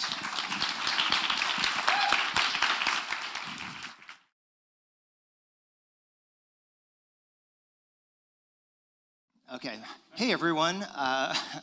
It's great to have you all here for this panel and for the overall event. Here we have an amazing panel of speakers here today with a lot of government experience and private sector experience. Actually, they're sometimes called tri-sector athletes because they can go across all the sectors and have experience, and those tend to be people who are incredibly successful both in government and outside government. And let me ask you, excuse me, Dave, are you doing introductions right now? That's what. I gave you an introduction as you came to stage. Okay, you gave everyone an introduction. Okay. Feel free to elaborate. Okay, so I think we might have missed that, but so with the panel right now, we're going to start off by each panelist just saying a few words about the overall topic here, and then we're going to get into some questions for them, and then we're going to give you a chance to ask some questions to the panelists right now. And why don't we start with you, Mignon, and talking a little bit about yourself and question. Hello, everyone. And it's a pleasure being in such a beautiful setting. You ordered up a beautiful day. I appreciate it. But if you hear me sneeze, beautiful has a side effect every now and then. So my name is Mignon Clyburn, and for about 19 and a half years, I was both a state and federal regulatory commissioner. For those of you in DC, I was a commissioner about 8.5 years at the FCC. And those of you from down south, the other down south, because this is still south, I was a commissioner in South Carolina. So here, more telecommunications, technology, in media, and down south, more energy, water, and electricity. So whatever you need, I had at some point in my life some type of influence over the things that make you safe, the things, the platforms that enable you. And I want to talk more about how you can continue to be enablers, because it's going to take you, if you want it to be different, and you want to consume different, and if you want the outputs to be different, you are going to have to make the difference. So thank you. Hi there. I'm Corey Zarek, and I am Executive Director of the Beck Center for Social Impact and Innovation over at Georgetown University, a couple blocks away. Come see us. I spent about 8 years in the U.S. federal government working on open government and digital government issues, thinking about how we can bring the best talent and skills and practices that we know exist in the private sector into the public sector.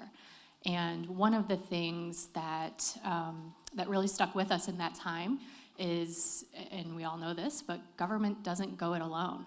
And only so many of us can show up and actually work in the public sector. So it's really critical to have partnerships with the civic sector, our civil society, as well as with companies and entrepreneurs in how we achieve our shared societal goals.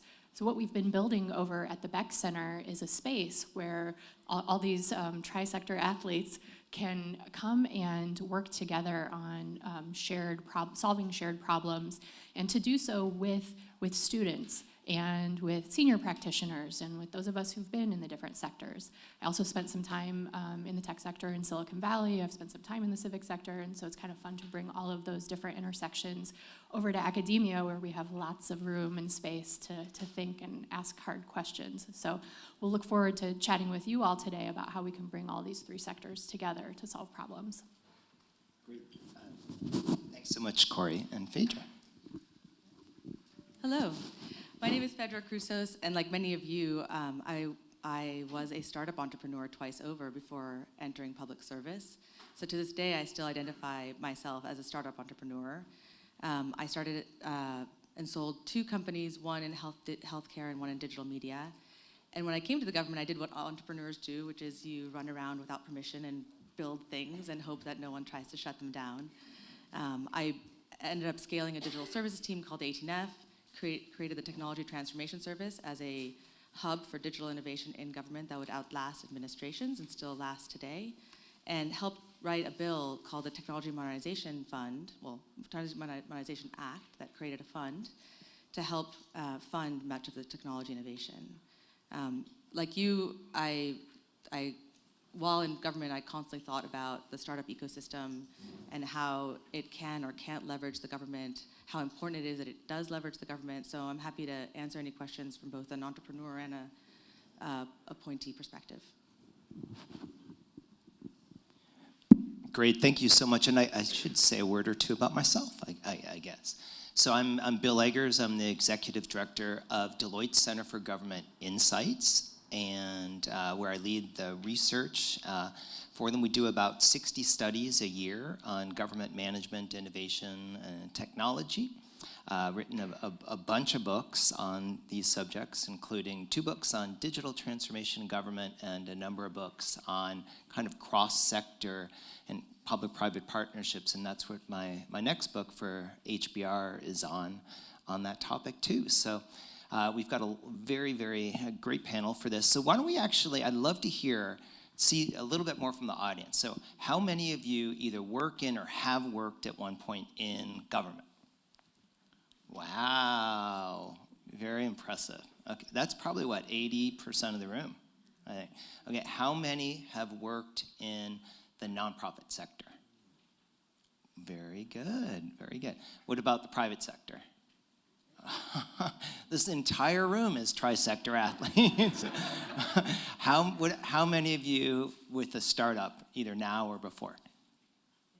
Okay, wow. So in the book I'm writing. So Bill, they should be on stage. I know. This is incredible. You're the future. We're You're exempt, is what I'm trying to say. This is amazing.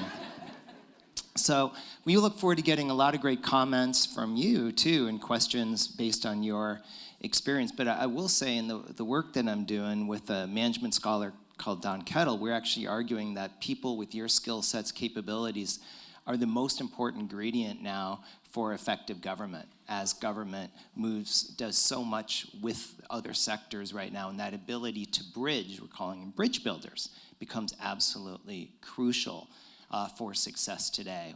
This is a very impressive room. So I'm gonna ask a question to all the panelists. There's a long-standing narrative of government being behind the curve when it comes to adopting and developing solutions using new technologies, whether it's AI or IoT or a variety of others. What do you believe is the correct narrative when it comes to government creating cutting-edge public sector solutions? And Phaedra, why don't we start with you there? Sure, this is something I'm very passionate about because the government's actually excellent at seeding moonshots. Take Helion Energy, for example, which is fusion energy. The government gave it $7 million from DoD and DOE back when no one believed that this was possible. And it was only after they proved themselves that then it raised $2.2 billion from the private sector to scale out this idea of commercialized fusion energy. So the government is fantastic at creating moonshots, at funding moonshots through R&D programs and CRADAs and SBIRs and things like that. Where I think we fail as a government is that we're not very good at, there's almost like, for those of you that know venture, there's like a series B, C, D, and crunch. Like there's no appetite to fund or absorb risk, or very little appetite to fund and absorb risk for companies that are later stage when it comes to actual operations of government. So the irony is that government can be very innovative in some ways and very behind the curve in other ways. And I think that's about risk absorption. Do you want to just elaborate on that? I know you've thought a lot about the valley of death issue, and what else can government do there? So the government plays a great catalytic role early on in these stages of technology, and without government playing that role, many of whether it's the internet or GPS, would not exist, potentially. So what else can government do better to avoid that sort of valley of death, and then to bring these along and then help scale them in the public sector? So I think it's doing it slowly. It's created things like AFWorks and DIU. So it's starting to create, DIU is Defense Innovation Unit, AFWorks is the Air Force's Innovation Unit. So innovation units are coming along to take it from moonshot seed stage to Series A. What we're still missing is the next stage, right? So how do you take it even further? in the end, what happens is the venture community, the private sector, comes in, funds it, absorbs the risk, but then that innovation doesn't come back to government. So aside from creating a sovereign wealth fund, which I think would take a lot of effort at this point, but many other countries have it, it's about creating more focused funding centers that can carry the company through maturity. Great. Corey. Yeah, well, I wholeheartedly endorse that assessment, and maybe I'll take the question from a different angle, which is to focus on the humans and on the talent.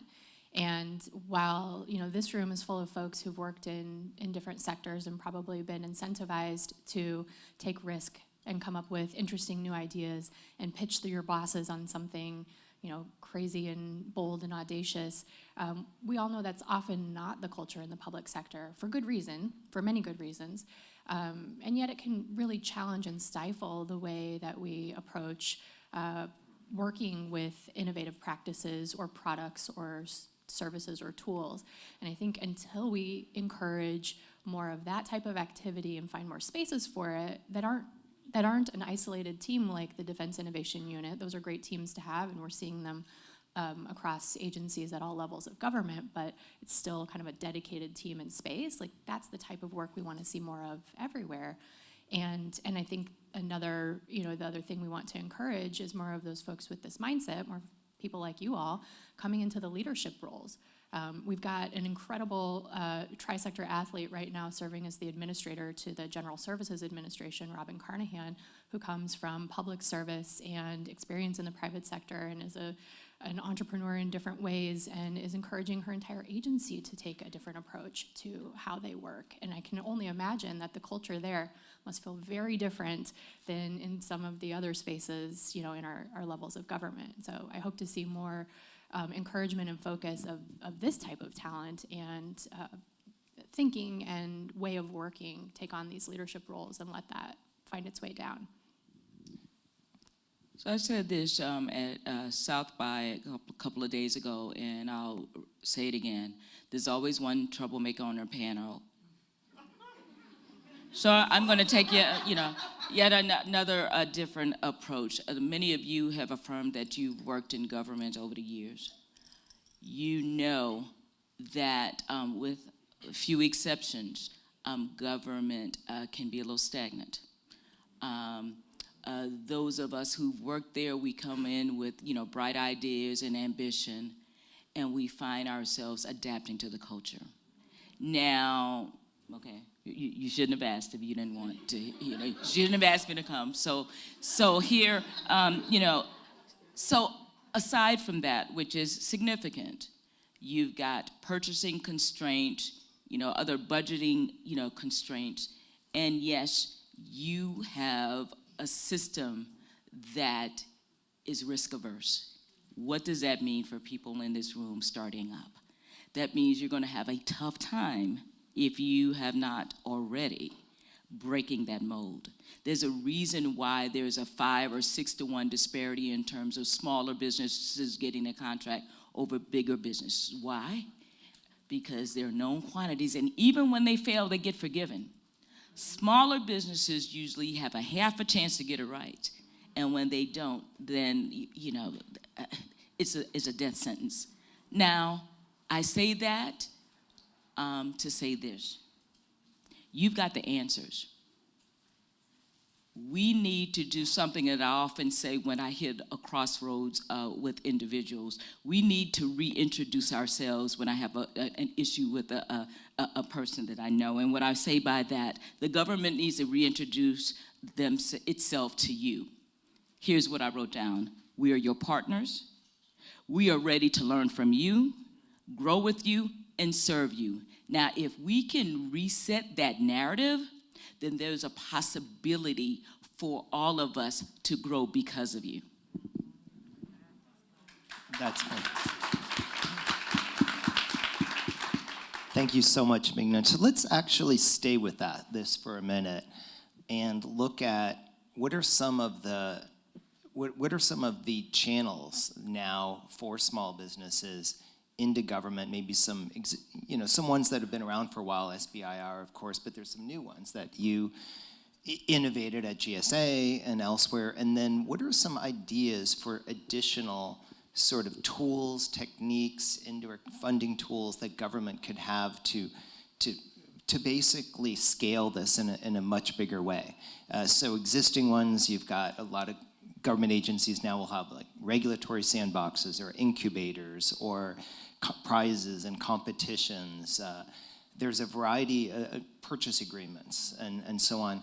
What are some of the existing sort of tools and techniques, Phaedra, and then what are some new ones that you would love to see? I'm happy to answer that, and I think in relation to what you said, absolutely. I think everyone in the government, many people in the government are so well-meaning, right? And I think this is what's in their heads. The problem that we found in GSA and at the technology service is that there's a bureaucracy that you really need to hack through to get there. So a lot of things we did wasn't change fundamentally kind of the federal acquisition regulations or anything like that, but create hacks through all this regulatory environment to get to this, right? So we created, certain blanket purchase agreements. We created sole sourcing abilities for certain types of technologies. We created, we streamlined FedRAMP, which is the Federal Security Authorization Program for any technology product that has data in it, which almost every technology product does. So a lot of it was taking the existing ecosystem and trying to streamline it and make it easier. And I think the government has come a long way in the last decade to doing that, but I still think there are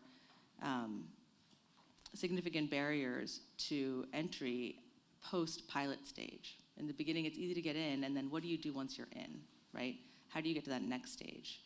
And without wanting to discourage, because I am an optimist, but there is something called the government valley of death, right? And so how do you, just like Silicon Valley has the valley of death, how do you get past pilot stage into the next step? And then I think, one of the most effective ways that we were talking about earlier is to partner with larger firms that have the trust and have the ability to go through the contracting paperwork, and to just continue to work with the system that exists. All right, familiarity and proximity are things. It's part of the superpower of dealing with government. Now, every agency is different. Some are more regulatory than government, you know what I mean? And so you have the FCC, which is very bureaucratic, it's got rules and regs, and they craft rules and regs. So one of the things, if the agency that you are interested in or you have always or are currently encountering, if they don't have task forces, if they don't have federal advisory councils, if they don't have ability to listen and learn, push them to do so. If they don't respond to pushing, then you go to members of Congress that don't mind being pushed, like Maxine Waters and Don McKeechin, who serve, and Kwasi Mfume, who's a revolving door congressperson. Tell him I said that. I don't mind him knowing it. That those who have longstanding histories in the business sector, if it is not working, you have to bring it to light. It does no good to change the system if you just whine about it and not put I'm not accusing you of anything, I'm just affirming that it's going to take a series of steps. You volunteering and being on these advisory councils or spread the pain a little bit with others. Change comes from without, outside, and within. And if you do a 1-2 punch, it will meet in the middle and will change the narrative for us all. But it's going to take intentional focus and effort for that to happen. So if I don't say anything else, but I will. But if I don't say, anything else today, you got homework to do beyond what you came here with. And that is to be calibrators of change for government. You know how you're uniquely wired to do it. If you're not uniquely wired, somebody else, who is. Give them the knowledge and the whatever they need. I can't find my adverb or verb. To be empowered and informed and to be effective messengers. It's not going to happen with us sitting on the sidelines. Very true. And let me just pick up that baton right where you left it and offer a couple of ways to do that. So we really are giving you homework. Thing number one, Fedra mentioned the federal acquisition regulation. Things like that frustrate the folks inside of government just as much as folks outside of government. And so what did we do about it? Our colleagues in government several years back wrote the federal acquisition regulation, the FAR. They wrote the tech FAR. And it was primarily geared toward helping companies with a tech and innovation approach, which is every company, consider pathways and direct hacks to actually navigate the federal acquisition regulation and get through the process. So find the tech FAR, use it, bookmark that, and let that be your guide in how you make your way in. The second piece to pick up from the commissioner is we can raise a lot of awareness and noise on the outside, but only if we have transparency and access to information. And unfortunately for us, the world of contracting and procurement is quite a black box. However, we do have tools at our disposal. The Freedom of Information Act, our nation's oldest access to information law during this week, Sunshine Week, which we celebrate every year, is a tool that we can use. And sometimes it is slow and sometimes it is unwieldy, but it is a tool in our toolkit to demand transparency and accountability from government on the choices that it makes when it does choose those big contractors 5 times out of 6 and continue to re-award them for work they don't do or don't do well. And so that is, these are ways to put in that work and ideally push us all toward the change that we'd like to see. Great, so let's hit on the issue that Fedra mentioned, which is around how do small businesses, how can they work more with large firms to get an inroad into government and the various channels and opportunities there are to do so. And I'll just say, from us, we have AWS as a sponsor, which does a lot of work with the federal government and a lot of work with my firm Deloitte, and very, very large procurement staffs and lots and lots of people who have to master that. And for a lot of the large procurements, technology procurements, they might be a year and a half, or even more sometimes that you're actually preparing for that. So the cost is very, very large, in the hundreds of thousands, sometimes millions of dollars even ahead of time, which is prohibitive, obviously, for a small business. We are starting to see some smaller contracts overall. But I'd love to get into that, and I'll just start off by throwing out some things that I see out there. When you look at a lot of the large firms now, whether they do federal work or not, and most now do, they do have now, there's been a big movement towards corporate accelerators and incubators, which is working with startups, particularly in the tech area, but not always, where they will bring them on and work with them and then bring that as part of their solutions. And that has really, really dramatically accelerated in recent years. You will also see large firms which will be creating platforms around different areas. So here's around AI, what is the best of class sort of services in AI, and try to integrate those into the platform that they would then bring to government. And also then have various, I would say, accelerators, incubators, and connections into specific areas like defense or homeland security or various things like that. I was mentioning to Fedra earlier, so with our call center, contact center solution, we actually integrated 15 of the best-in-class technologies from various startups and others together. So we would then bring those into market so that they don't have to do a lot of that work along those lines. And the other thing I would say is there's been a massive, massive movement towards purpose in the private sector.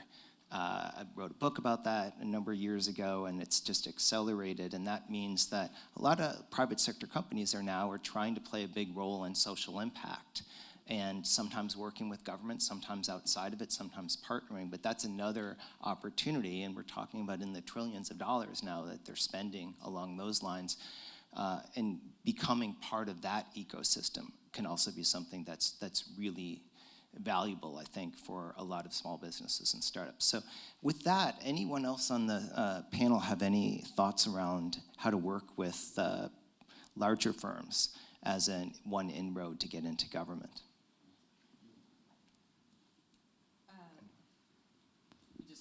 Well, I'm very proud to be on the board of Decode, which I think is one of the resources that was sent out earlier. And Decode is an accelerator that brings startup companies into government, and they found a lot of success using, larger firms that can integrate smaller technology companies as subs. I do think there's a point here. I think when I left government and I thought, okay, every technology company needs to just bust through the system and bust through the bureaucracy and get through. But the practical reality is when you're encumbered with, when your mission is to grow your business, perfect your product, meet your customers' needs, the last thing you want to do is think about the bureaucracy and how to hack through it and all the rest. So I do think that larger firms are a good, needed intermediary today. And I hope that the government can continue to evolve so that these needed intermediaries get streamlined, or there's many different ways to get in besides working within this particular system. Great. And I'll say something about it when you graduate or think about graduating from that model, because I really am, I've moved up here and now I'm an acronym HE double toothpicks, you know what I mean? So now for the last 2 weeks, everything is a JV to me, a joint venture. I walk down the street, how can I do it jointly? Because I can get there. I'm getting a little fixated. I'm getting a little worried, you can tell. But all of this, when you think about what your next series of steps are, I suggest, and I'm an entrepreneur now, so I'm projecting, what I'm living. So I'm not asking you to do anything, that I, would not. Is that thinking about teaming up with others similarly situated for all of the barriers that we're talking about now. So I just left South by, which is one reason I look a little sleepy. I didn't party, but I'm still tired. One of the things that it was clear, I met and sat in on, I don't know if you heard of Arlen Hamilton, who has a Backstage Capital entity. She's starting something else. I don't know if it's called Runner or something, that is focusing on helping you, not just cutting you a check, but giving you the people resources needed. Sometimes we need the checked and. I always say, my favorite conjunction is and, because the ors, that's the 19th century, okay? It's the ands now that's going to fuel. So really think about the things that you need, and if you can't afford it alone, find out someone who's wired like you, not similar to you, wired like you. So you can move it, row in the same direction, and you can do things collectively. Because you can get through this maze if you have the bandwidth. Individually, we rarely do.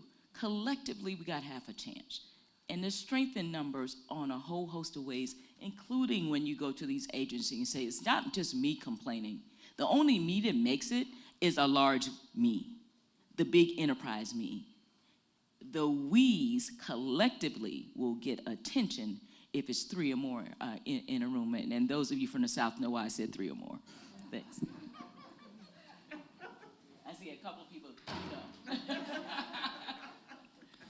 So let's talk a little bit broader now, just looking at innovation and technology in government. What examples would you cite of something that very successful, innovative, technology-driven public sector solution, and maybe something that wasn't so successful?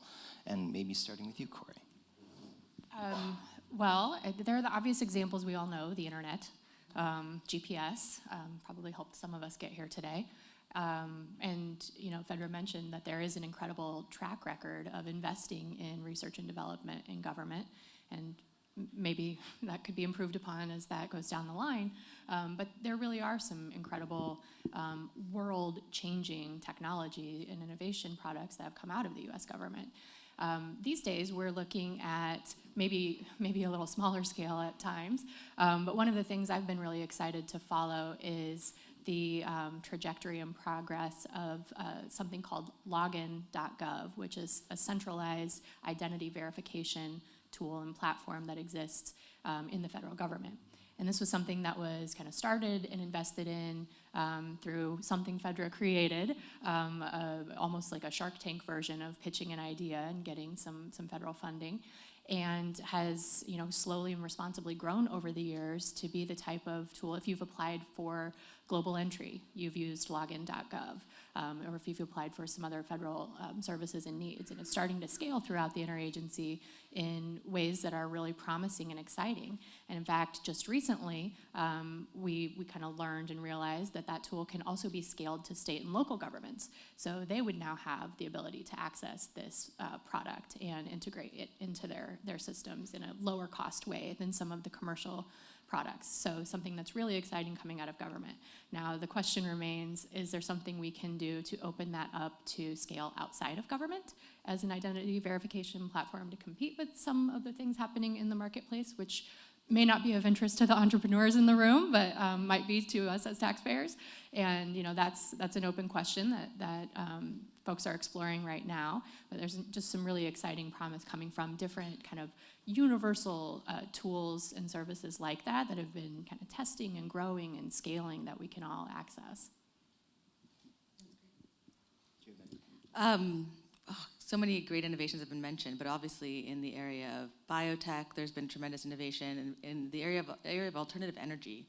So alternative energy has was initially very, very expensive, and no venture firm would touch it because it didn't make business sense. So this is where the government steps in, when it doesn't make business sense, but it does make societal sense, right? And that's where the government plays a fantastic role in just seeding the initial amounts, giving the an potential energy solution or a battery solution more runway so they could prove themselves out, so that when they are ready to start commercializing and make more business sense, they can get private sector funding. So I think the government's fantastic at doing that. From my experience, the government's less good at doing enterprise software, right? So, when for example, the VA was building out an online booking system for all the hospital appointments that they spent a lot of money on and didn't eventually come to fruition. Didn't create a usable product. Where we have ZocDoc now, right, in the private sector. So you're kind of like, I can do it on my phone, but why can't I do it in the government? There's the disconnect that I see that's harder to solve for. Yeah. Great. So I'll address that a little differently and watch the time. I'm a PK, a politician's kid, so, time means nothing to me, so I'll keep going. Look, they are talking about a lot of the new, and you would think I would, but I'm old school. I'm old and old school. And, one of the things that I think and I know is that the old models haven't been perfected. And let me tell you why I say that. I mentioned task forces and other types of advisory committees, that should or have been established in these agencies. But agencies like the FCC put out notices of inquiry and notices, of proposed rulings. You need to be looking. There are trillions of dollars that through various infrastructure opportunities that Congress is, they don't agree on much, but they've agreed on trillions of dollars. Trust that. That's flowing in your communities. You need to be looking. So one of the things that I saw if those of you who are interested, May 16th, if you are interested in eliminating digital discrimination and ensuring that all people of the United States benefit from equal access to broadband internet service consistent with Congress's direction in the Infrastructure Investment and Jobs Act, there is a notice of inquiry at the FCC. Now, I bring that up not to be snarky, capable of doing that, absolutely, but to affirm that the FCC is not alone in this type of seeking of knowledge and feedback. Get on the record. If it's not working well for you, get on the record. It is hard to craft a rule or a reg without you on the record. And so we've got plenty of homework assignments, divide it up in the room, but do it. Because this is how these agencies run. Every agency has its culture and mission and structure. If, again, I'm being a broken record, but if we want to recalibrate, we got to know what they are, who they are, how they operate, especially ones that are, just really by the book, like the FERC Energy and the federal, and NTIA, all of those alphabets, they really, really are rigid. Use that rigidness to your advantage to be streamlined and targeted about how they, how they operate, or more so how they should operate. And you bring up a wonderful point, which is the same exists in procurement. So request for information versus a request for proposal. The request for information comes 3 months earlier, and it's basically a gathering tool for procurement officers and the end user to understand what's out there. So it does need to keep a close eye on what agencies are buying this product, what agencies are interested, are they putting out RFIs, this request for information. But thankfully there are good aggregator tools out there that are aggregating all these listings for you, so you can kind of search through them, which is great. And we haven't spoken a lot about state and local now, but what Ming-Non said was important because in the Infrastructure Act, there's $65 billion for broadband for states and localities, which is a pretty significant amount. And a lot of that is going to go towards digital access, digital equity, and so on. But that's where that action is all going to be happening at the state and local level. And there's a lot of other things just around that overall topic of access and equity, and also work that Corey has done and others about eliminating a lot of what Kat Sunstein calls sludge from government kind of benefits forms and online and the user experience, and really trying to simplify that, because oftentimes that is a huge barrier to access right now, so from a digital perspective. Well, let me open it up now to questions from the audience for the last 20 minutes. Anyone have any questions, comments that they want to bring forward? Yes. If you have a startup, how can you engage with the government to potentially work with them? Or what are like some of the first steps we should have if we see like there's a point where we can work with the government? Like who should we be speaking to, or how should we go about that? Who wants to take that first? So Corey, those are better at it. So the ones that knows the least goes first. And so you got a Small Business Administration. I know, I've been there. You've got their Office of Government Contracting. There are a host of online resources that that they could tell you more about. There are business development centers in every state that are supposed to help in short circuit. Are they perfect? No, but they're there. And so, again, if you're at the beginning stages, I would look at those resources at the university level. You've got resources, on this stage that they've done the research. They've done a lot of the homework for you. That's where you want to go. Get some of it. This is when cheating is allowed. Okay, this is when appropriation is okay. I'll cheat. Yeah. But a means to an end with credit, with attribution. So these are the types of things in the early stage. And really, honestly, it is difficult for me to ask for help. Don't allow that to be a part of your narrative. I'm here to tell you, I would have been a lot richer and a lot cuter if I asked for help. I'm telling you, I'm all right now, but I'm serious. You have to ask for help and make sure who you're asking has your best interest. Don't just ask everybody, and be sure to be careful about who you share your ideas with. Joint venture at the gazing-zang, but I would. This sounds selfish. My greatest my first idea that is mine, I'm keeping that. The rest of it that I want to test, test drive, yeah, let's joint venture. You learn and you grow from all of that. I mean, just continue to plot your journey in every aspect of this, including who you ask for help. But there are a lot of free resources out there that will give you that ammunition needed to sound really, really, show the proficiency and again, your command when you go into it. This is they seem impersonal. It is about who they like and who they connect with and who they have trust in. They will take a chance on you if they like you. If they're uneasy about you, they're going to default to the same players. You want to give yourselves all of those check marks in order to move forward. I echo that, and also would like to add to the latter point, you should find your end user. Go find them and make sure that they actually want what you're building and that they want it so much that they'll help pull you through the system. Because there are many, many steps you need to take. You need to get on schedule, for example, and the SBA does have great resources about what are the steps you need to do, but first thing you need to get on schedule, which is you need to have permission to be contract with the government, and that's a registration and getting on a schedule is the terminology, odd procurement terminology. But before you do that, I would go find your end user and talk to them and make sure that this is meeting their needs, and have a brand advocate on the inside that can help pull you through. So one of the things that we get a little wily about in government when we were there is finding folks to work with us pro bono or to give a little of their time and themselves. Be careful which rooms you go into and which invitations you accept. We do that out of the goodness of our hearts. We have no budget, we have no resources, we're charged with getting stuff done, and we want to kind of see who's doing interesting things out there. So we have hackathons and data jams and all these other spaces where you may get invited to a fancy place and to kind of bring your skills and experience, and that may be a great use of your time and energy.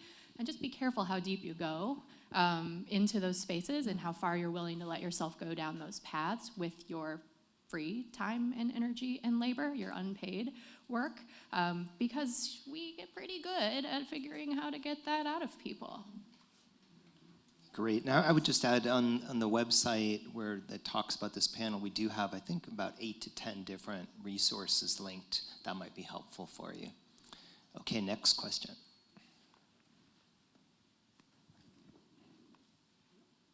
Yes, right there. Do you have any insights related to social impact bonds as an avenue for connecting private-public partnerships? Only the littlest bit as to be unhelpful to you.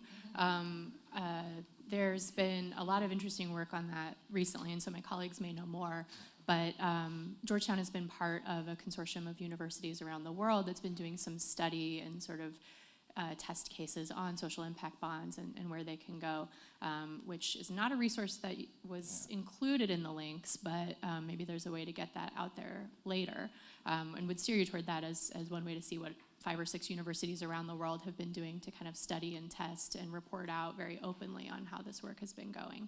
Seems promising. I don't know enough to be dangerous.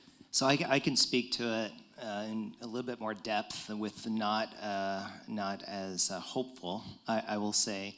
So when the idea came about 10, 12 years ago or so, there's a lot of enthusiasm around it. The UK was doing a lot of things. We saw social impact bonds for reentry from prison. We saw it from a whole variety of different areas, homelessness and so on. A lot of enthusiasm, a number of firms focused on it, we had just a lot of action along those lines. And what happened was that the transaction costs of actually getting these done individually became pretty prohibitive.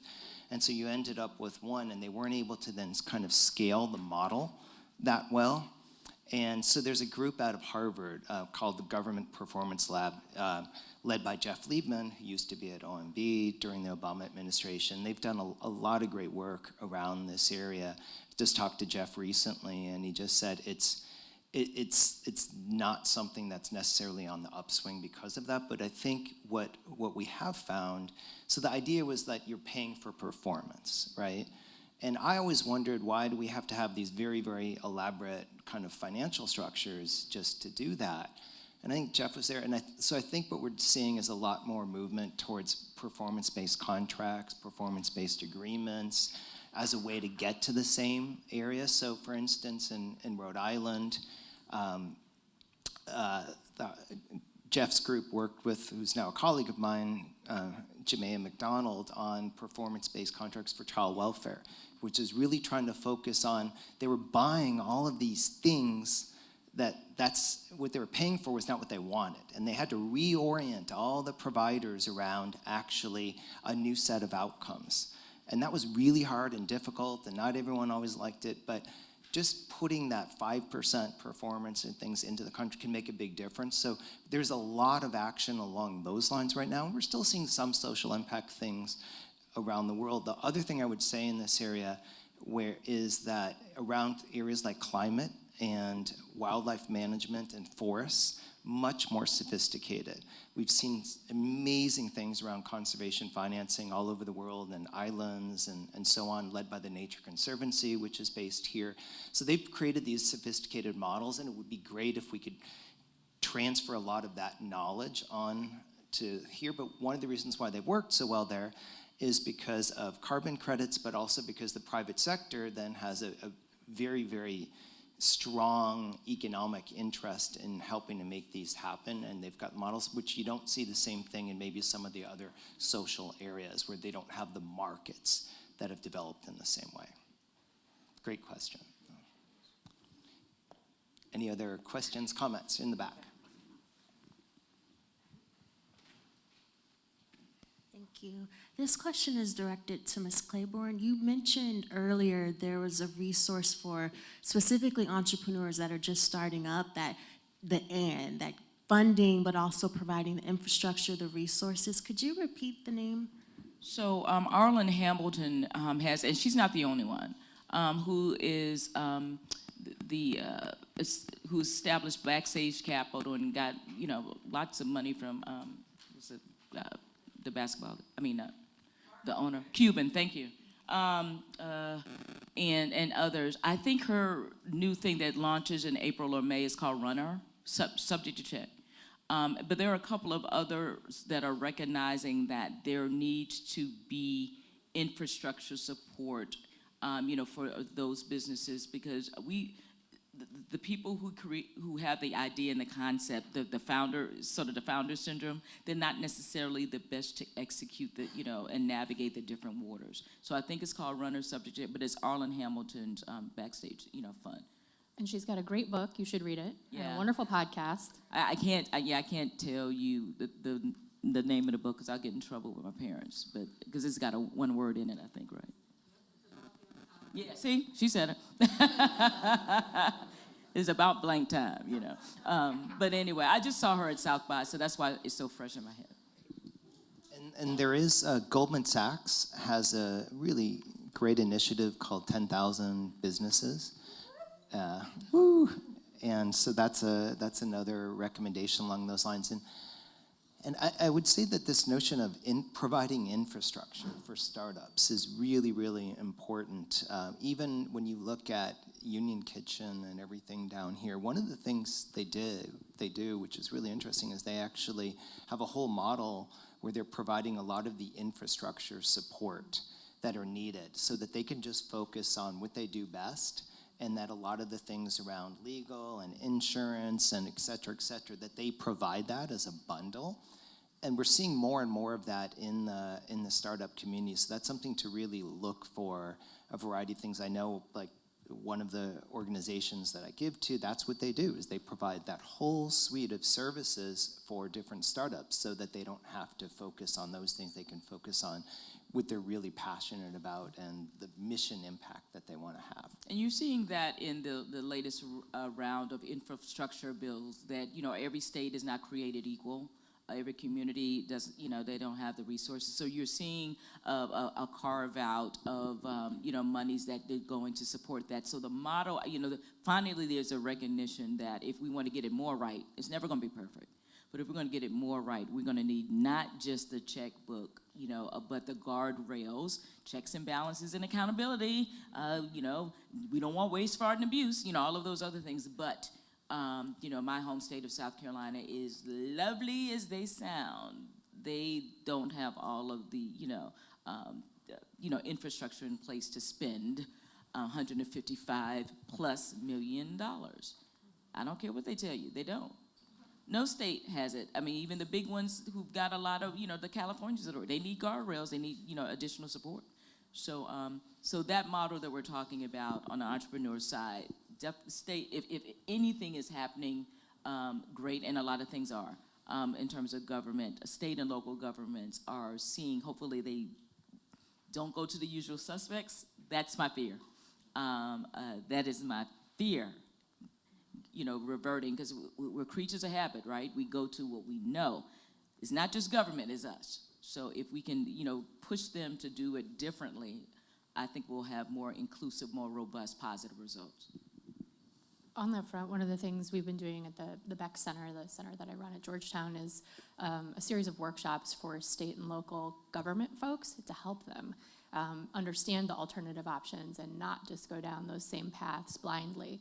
And I think one thing, to give you all more homework, Fedra mentioned RFIs, requests for information. If our government friends are smart, they will be putting out requests for information before they spend, before they put out the requests for proposal, and that's something to watch out for. We spoke about that already, but keep your eyes out and teach to the test. Write up the ways that you can be of service to the folks in your communities and the end users that you're targeting. We have time for one more question. I'm going to push back on that a little bit. I'm loud. I don't need a mic. But they want it for the... Oh, yeah. All right. Well, I thought they did. Okay.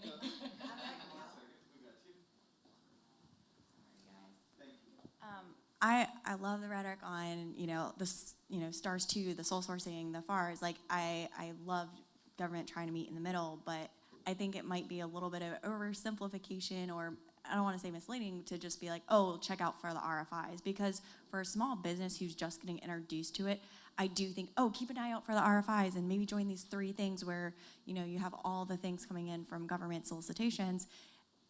For a small business to realistically think, oh, just keep your eyes out and do RFIs, it's a heavy lift. And you're having state and local, especially state and local, put out all these RFIs for things that they're spinning the rails on, they don't have budget for. And so how much time are you gonna waste submitting RFIs that aren't going to come to fruition or aren't going to benefit you in the long term? Or I've done the rabbit hole of donating time and educating, and here's a user story, or here's how this should be done, or help them write the proposal. But then you also, people don't know, you have to recuse yourself from that process. There is an ethical implication. I'm glad you brought that up. And that Be wasn't careful covered. what you volunteer for, because it could close a door of opportunity. I am so glad you brought that up. So you recuse yourself from that process, and you're investing all this work into education or whatever, and now you can't, even though you might be the best position to, RFI to RFP bid on this, now you can't, because there's an ethical obligation. You can get yourself in significant trouble. So I just wanted to clear that up. Like, governments will allow you to do that, and they'll put you in a position of, oh, you can almost do that, and you can unwillingly or unknowingly put yourself in a position of exposure and liability, not only to you, but all the people that you're partnering with. So just wanted to point that out of, like, you do have to be careful, and I'd recommend bringing somebody else with you who is more familiar with that process so you can be sure. Another helpful hint before I hand off the mic is anything under $15 somebody can accept from the government. So if you want to make friends with a procurement officer, find your favorite cupcake place, say, hey, can I borrow 15 minutes of your time? I'd love to understand your process a little bit more. I think it's a $15 or under, yeah. So it's the cup of coffee rule. Cup of coffee rule or anything like that. If you are just trying to get familiarity with something, or you That's don't per understand. year. You can only buy them that one $15 cup a year. So it's got to be strategic, or basically, okay. No, I think you make an excellent point, which is, I think, to the earlier, it's a big black box, and I do think people shy away from partnering because they want to do it alone, they want to break through the bureaucracy. But I do think that partnering and becoming a sub to a larger contractor, as much as an entrepreneur, it goes against my nature to want to just go at it.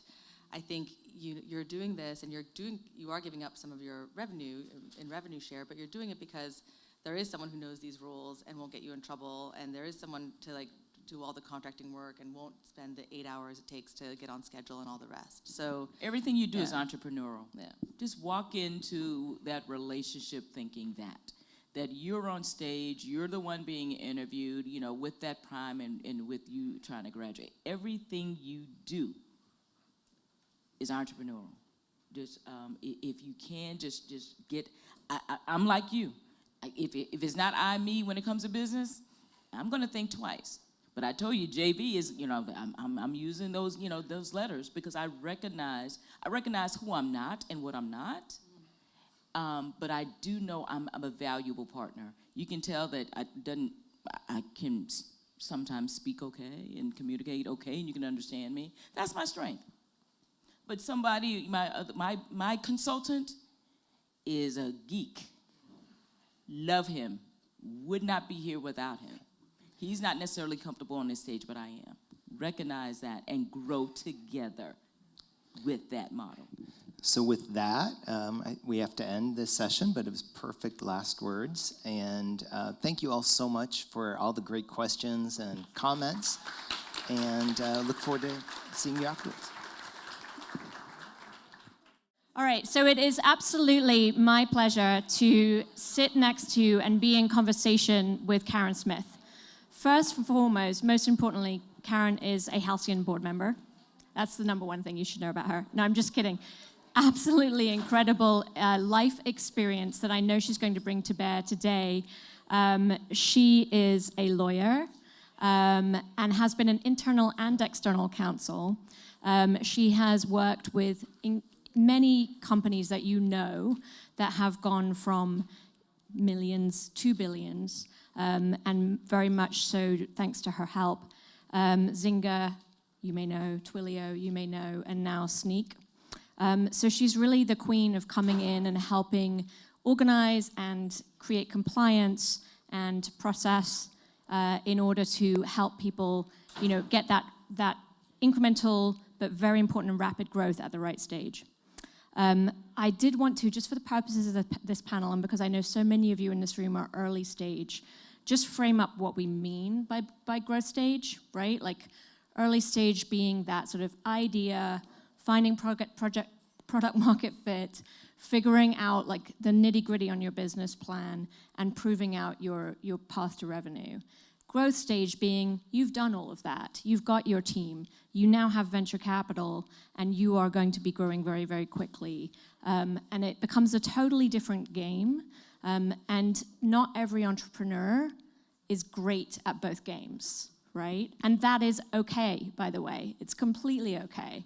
The analogy that I like to use, and that Karen and I talked about in preparation for this panel, is early stage is sort of equivalent to being dropped in the middle of the jungle. All you have is a machete. You've no idea whether you're going north, south, east, or west, and you've got to hack your way out, right? That is very early stage entrepreneurship. I'm seeing nods and laughter. It's so true, right? And many of you in here are great machete wielders. Some people would feel very uncomfortable in that situation. They would never do well in that situation, but some people are wired for it. Then you find your way to a dirt path, right? And you sort of know, okay, I'm good on a dirt path. And then you cut your way to a highway. And now it's a different game, right? You're behind a fast-moving vehicle. You're in control of it. And now you're driving, and you've never driven a car before, right? So it's just, they're all very, very different. And sometimes you need different people leading at each point. So we're going to talk a little bit today about, what changes. Karen has seen it all. What do you need to know? Because all of you that are at the helm of early stage ventures should be thinking about what's growth stage for you, what's exit for you, and know that ahead of time. And then what are the pitfalls that you can avoid just by, sitting in this room and learning a little bit today. And then we'll have time, as we have before, for Q&A at the end. So, Karen, how are you? Let's check. On, test, hi. Great. Thank you for being here. I'm so glad to be here, thanks. Yeah. So we talked a little bit about the transition between early stage and growth stage. What are some of the different ways that you've seen founders make that transition or fail to make that transition? What have you seen? Yeah, I love your machete to dirt trail to highway to, I actually then added like super expressway, HOV lane as the next stage, because it really is like you need different tools for each of those stages. And I think as a founder to realize like that means you need different teams probably for each of those stages. And a lot of founders, as you said, are really great. Most of them are great at the machete hacking because they have this idea, they're excited about it, they want to go out and and find their way. But I think where sometimes founders get stuck is not looking up and being intentional about like, okay, do I have the right tools for this phase? And by that I mean do I have the right team? Because the team that can get you to the dirt trail may not be the same team that's going to get you from the dirt trail to the highway or the highway to the superhighway. Like very few people can actually make that transition and scale along all of those parts of the journey. And I think that also includes the founder. I think like the level of sort of self-awareness and introspection that's required to I used to talk to my boss at Twilio, Jeff, who is a founder who's taken the company from, idea to 3 billion in revenue. But like every 6 months, he was reinventing himself, What he had done to get us to a certain point wasn't going to get us to that next point that we wanted to go to. And it wasn't accidental on his part. He had to be very deliberate about that, like working with a coach, thinking about like, what are my strengths? What are my weaknesses? What people do I need to have around me to augment my weaknesses? What do I love doing, and what do I really not care about but needs to be done, especially as you go into growth phase where like the operational pieces become so much more important than just ideating and going out and bringing your idea to fruition. Once you're there, like then you have to operationalize and have infrastructure in place to support that scale. And so that's probably a different group of people than you started in your garage with. Yeah, I think that's really a good point. So you have worked with CEOs that have been founders and stayed in all along, and you've watched them adapt. And you've also worked with CEOs who have been brought in because the founder either realized they needed to step down or they didn't realize and they were forced to step down. What are some characteristics that you would say are common in founder CEOs and some characteristics that you would say are common in professional CEOs? Yeah, I mean, founder CEOs, like the passion and the vision that you get with a founder, I think is just unmatched. They've got this idea. They probably understand the industry better than anybody else. They're probably able to see further out ahead in terms of what's possible than anybody else. I think I shared with you, like Jeff, I think it was 2016, and we had just gone public, and we had like a couple $100 million in revenue, I'm going to say. And he announced it at this senior, leadership planning session, we're going to reach $1 billion in 2019. And we're all like, you are fucking crazy. There is no way we're going to reach $1 billion. That's the third time we've cursed on this stage today. Woo. And we did. Like 2019 came, and we did.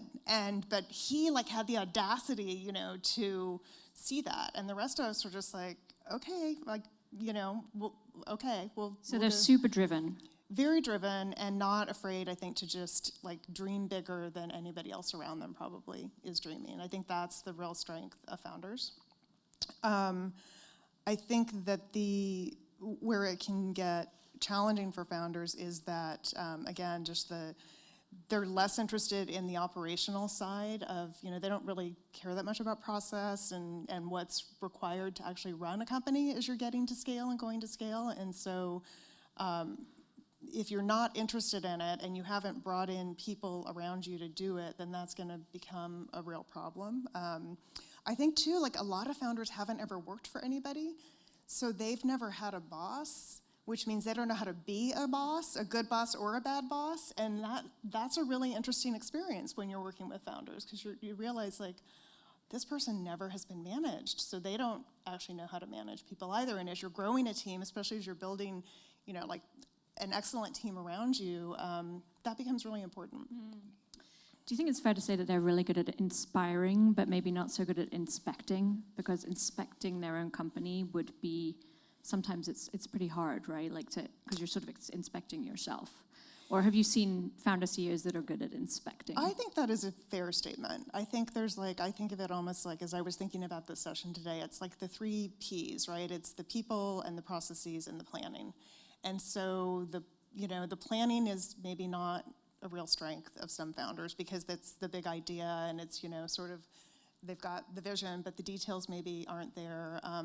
It's also not fun to plan because then you have to prioritize. And most founders I've worked with don't really like to prioritize. They want to go do all the cool things that they have, in their head, which I think is great in the beginning when you're just out trying to, sort of see what's going to work. But at a certain point, you need that focus. And so as you can bring people in around that help you to prioritize and plan and get those processes in place and have the people who have the expertise that you need, that's really critical. And can you speak to a great professional CEO that you've worked with, that sort of how they think differently to founders, perhaps, and if we're generalizing massively, the sort of the strengths that they bring to the table that maybe people in this room can learn from? Yeah, I mean, I think it's sort of like the counter.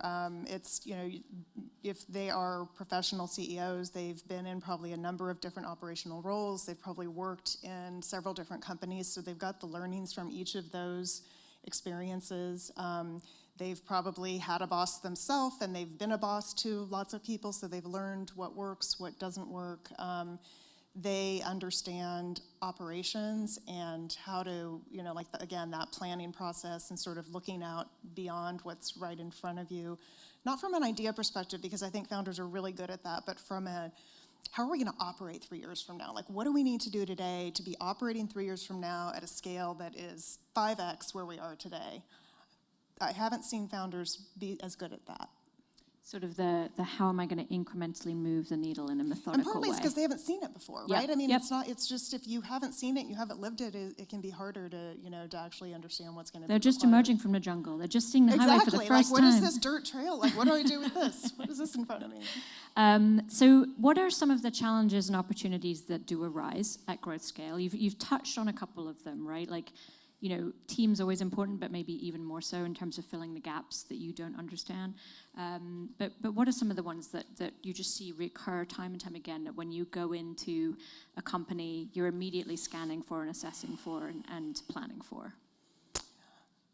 First is people. I think that in a lot of cases, you've got people who've been with the company from the beginning, and so there are deep relationships there, and that's really important.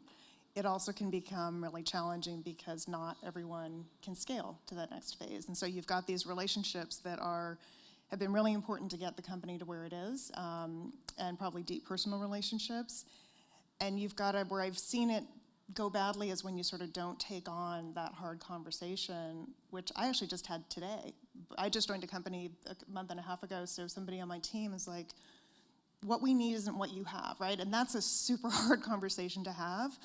But I know when I haven't had that conversation in the past in a timely manner, it has really come back to bite me. And I think that with founders in particular, even more so, because those people are probably in critical roles, and you need to get people in those critical roles that have done it before, have seen it before. Like, I think one of the biggest things I learned at Twilio is a few years ago, our mantra became like, hire for the person we need 5 years from now, not for the person we need today. Because a year from now, we're already going to be further along than we think we are, and we're going to have outgrown the person that we need today. And I think that's just and it can be scary and hard to hire out ahead of where you think you need, both financially and otherwise, because it can make other team members feel maybe insecure. But it's really, really important to do that. Otherwise, you're always catching up, or you're bringing people in above, and you're just sort of constantly, dealing with those dynamics, as opposed to having people in place where you can build the right teams underneath them and have that bench for scale. Yeah. You mentioned having hard conversations. What's your advice on how to do those? Like, how do you prepare yourself for them? How do you give yourself, the energy for them? Is there a trick or a tip you have for people? I mean, I think it's really important to practice. I think it's really important. Like, I literally this morning was like talking, like, I opened a Zoom meeting and was like having this meeting with myself of what I was going to say, to this person. And I think it's really important too to keep in mind that you've got, as much as you're dreading the conversation and it sucks to have it, like, most people are going to appreciate the transparency and the directness and, approaching it from the perspective of if there are other opportunities that may exist for them in the company, or just helping them with, nobody feels good about being in a role where they're not flourishing, right? If you're in over your head all the time, it starts to feel like you're drowning, and that's just not a great place to be. So it's actually an act of kindness if you can have the conversation with somebody that the company needs something different than what they're able to provide. Yeah, and I think, certainly for myself, when I've had to have those conversations, feeling the responsibility to the organization and all the other people in it that want to be successful, more than to the one individual, can help me, right? Like, because it's like, okay, I do want to have empathy for this person, and I can, but I also have to have empathy for these other 100 people that are working here. When you've got limited resources, right? Like, you don't have unlimited headcount, presumably, so you want each dollar to go as far as it can, which means having the right people in those roles, and not everybody can scale. But the flip of that is, a lot of times there's opportunity where maybe somebody can't keep doing the role they were doing, but there's still a role for them at the company. It's a different role, because as the company grows, the role might feel narrower, but it's actually still going to be the biggest job they've ever had. And so I think that that's another way to have the conversation as well, where you've got like their own career growth and progression in mind as part of the conversation, and people really, I think, appreciate that and respond to it. Awesome. I think we've got about like 2 more minutes. I'm going to ask one question, and then we'll take a couple from the audience. Is that right, David? That went fast. I know. Wow. Well, hopefully we've also got some good questions standing by to answer those. The last thing that I'll just ask, from my head is, what about global, right? Like everything these days is global, and if you're growing a rapidly scaling company, more than likely you might be moving from a domestic frame to a global one. How do you think differently about running a global company? Yeah, it is really different. I mean, there's a whole level of complexity that comes into place just from like regulatory, right? And what does it mean to employ people in different countries and regions? But then you've got cultural differences, you've got time zones. Like if you have a global team, one of the things that we did with my team at Twilio was like we were always rotating the time that we had our team meetings so that it wasn't the same group that was always having to meet at a horrible time, right? So it wasn't always like, oh, APAC always has to meet at 11 o'clock their time because it's convenient for those of us in San Francisco or whatever. And so just small things like that where you can really help the whole team feel, included, and like it's not just US-centric or DC-centric or wherever you happen to be based. Sharing the pain. Yeah. Yeah. Okay. I'm just going to flag questions from the audience. You can drop them into Zoom or ask them from your seat, and we will figure out how to get them to Karen. So then another one that I will ask, I guess, is what are some of the most critical roles that you've seen where you need someone with significant experience at growth stage? Like, what are some of the, if you were coming in, you're going to analyze these roles first and fill in for those in particular, because you just know that you're not going to be successful if you don't have the right people, particularly in those seats. Yeah. I think the one that I've seen most often be hired too late is the people leader. I think that, that is your biggest asset. And so if you're not bringing in somebody who's really experienced and knows how to scale an organization, what's required to provide that talent development, talent attraction, really manage those resources properly, it's really hard to catch up when you get behind on that. And so I think that would be a word of advice is it's not just a G&A function that you can think about later. Like people are your most important asset. And so bringing in somebody who really understands how to marshal that resource is really important. I think someone, and I forget whether it was you, but basically coined the term sort of HR as a force multiplier. Like it is one of the things that you can do to sort of exponentially enlarge your success ratio, I think, if you get that right.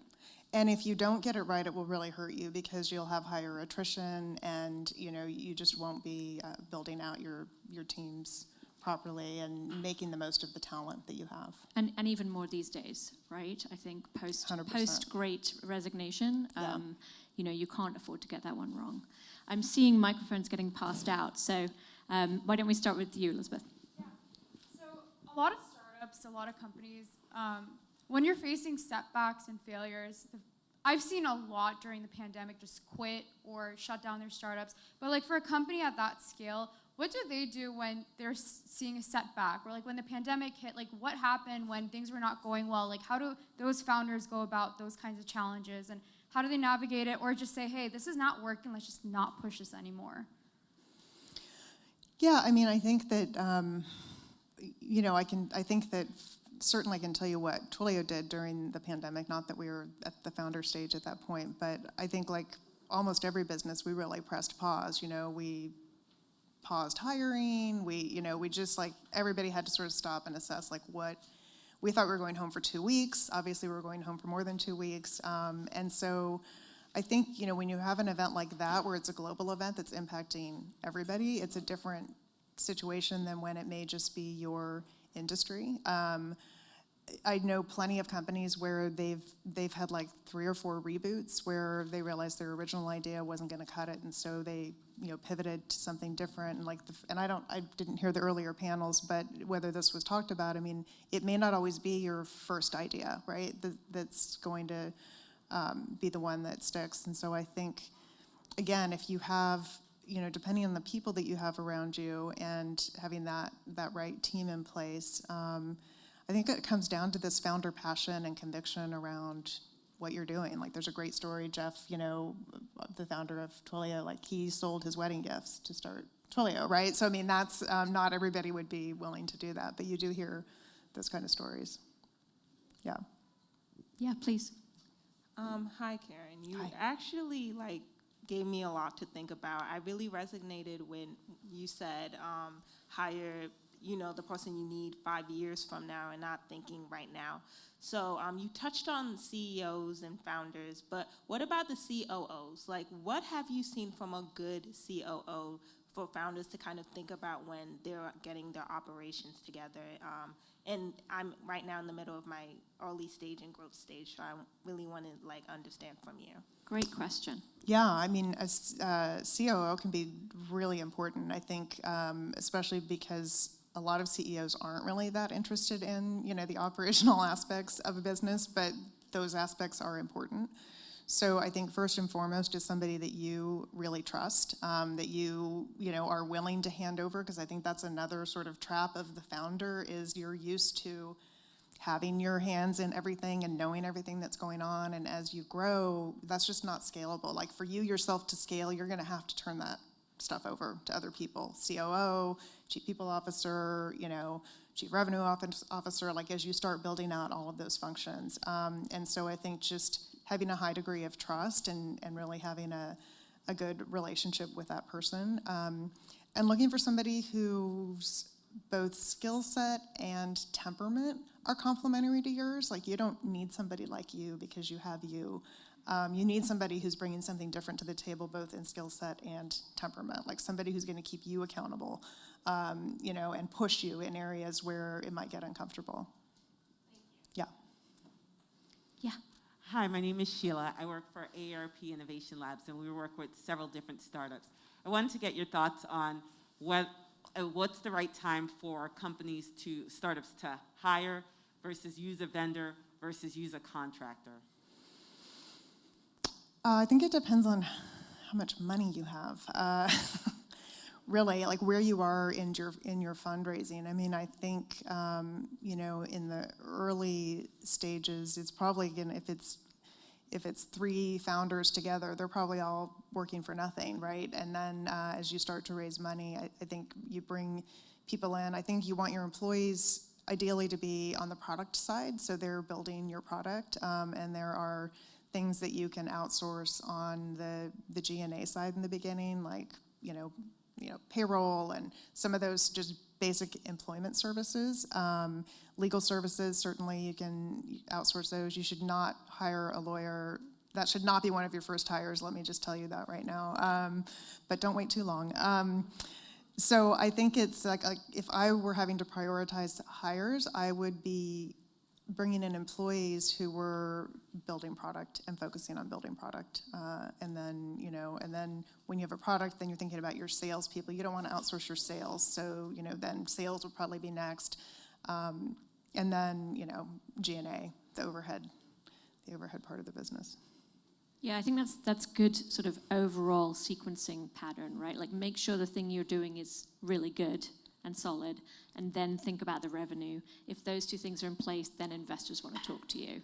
So it's sort of like if you've got no money or very little money, like, I think that's a great tip on sequencing. And I think understanding your go-to-market model, that's really important. I think that may be something that some founders don't always spend a lot of time thinking about. They've got this great idea and they think it's really cool and that there's a market for it, but then that next step is, but what is your go-to-market model? How are you going to get that out in the market? Who's going to sell it?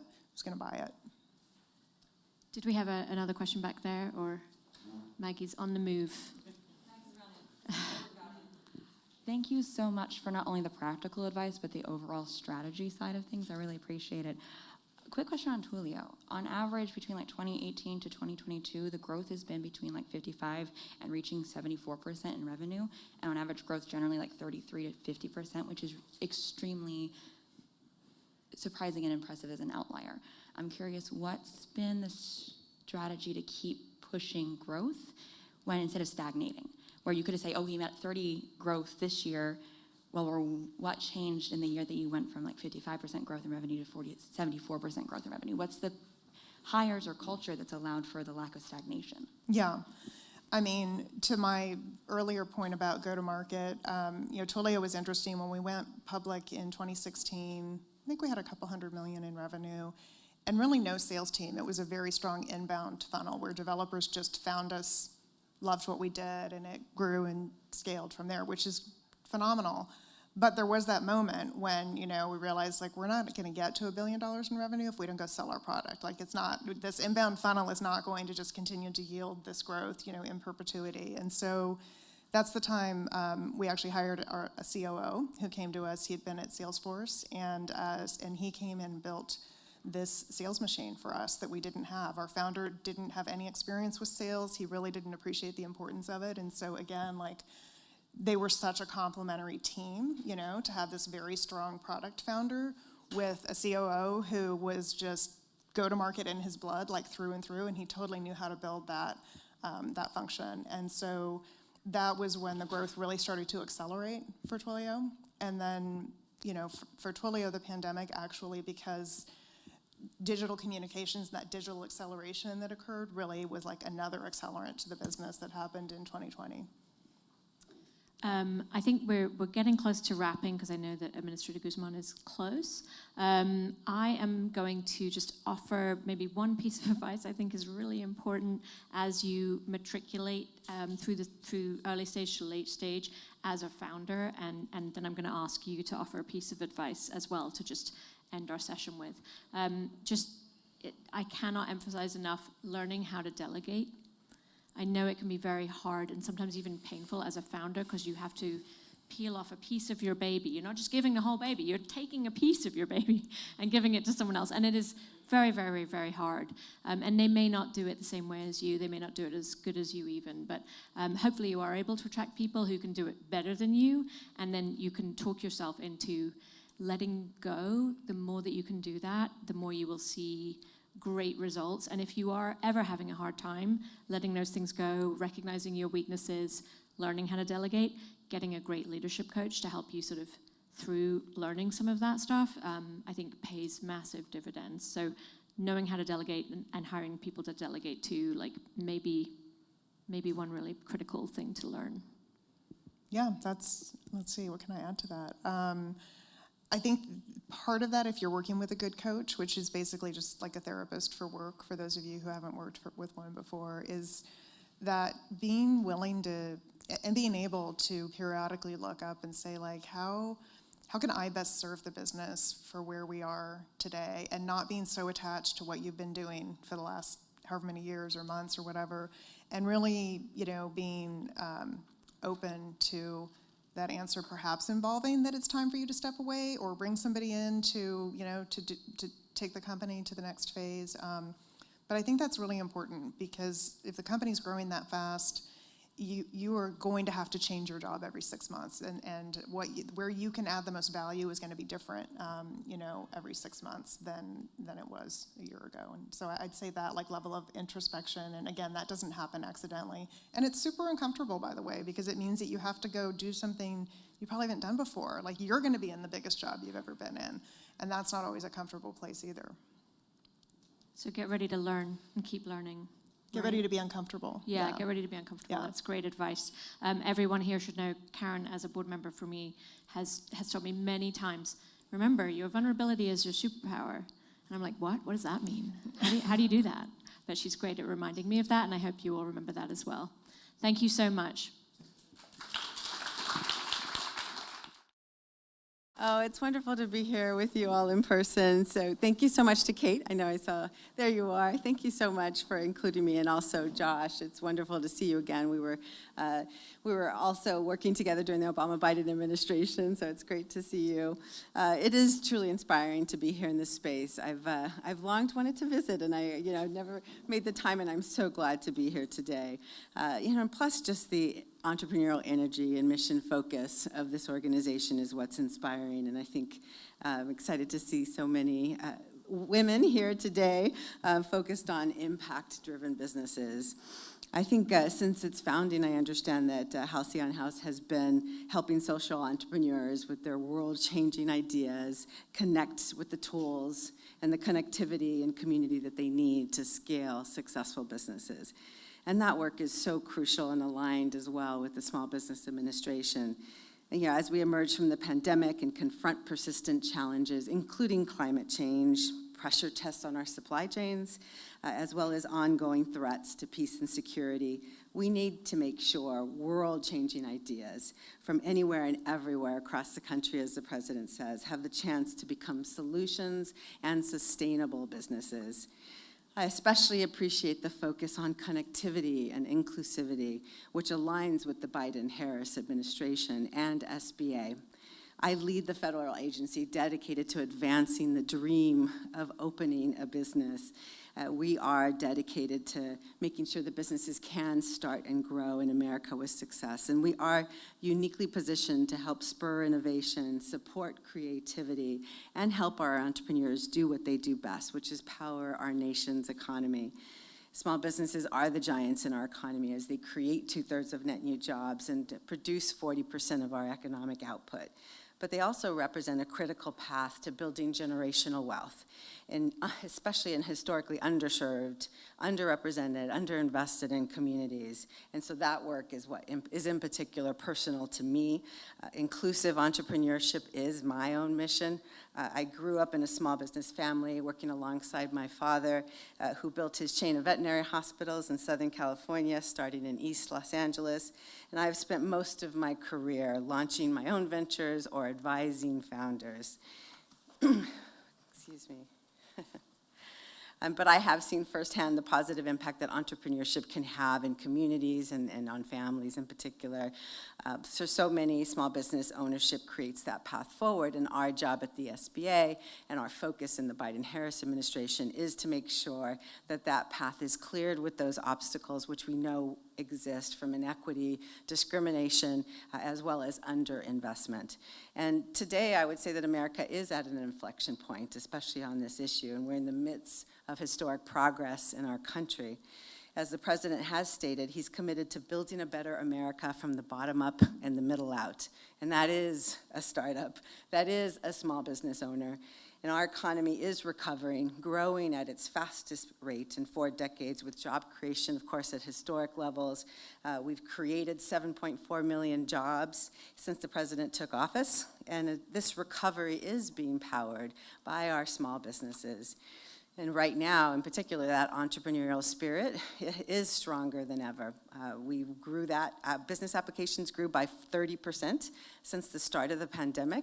And last year alone, 5.4 million people decided to raise their hands and launch their business in the midst of uncertainty, in the midst of that unprecedented challenges that we were facing.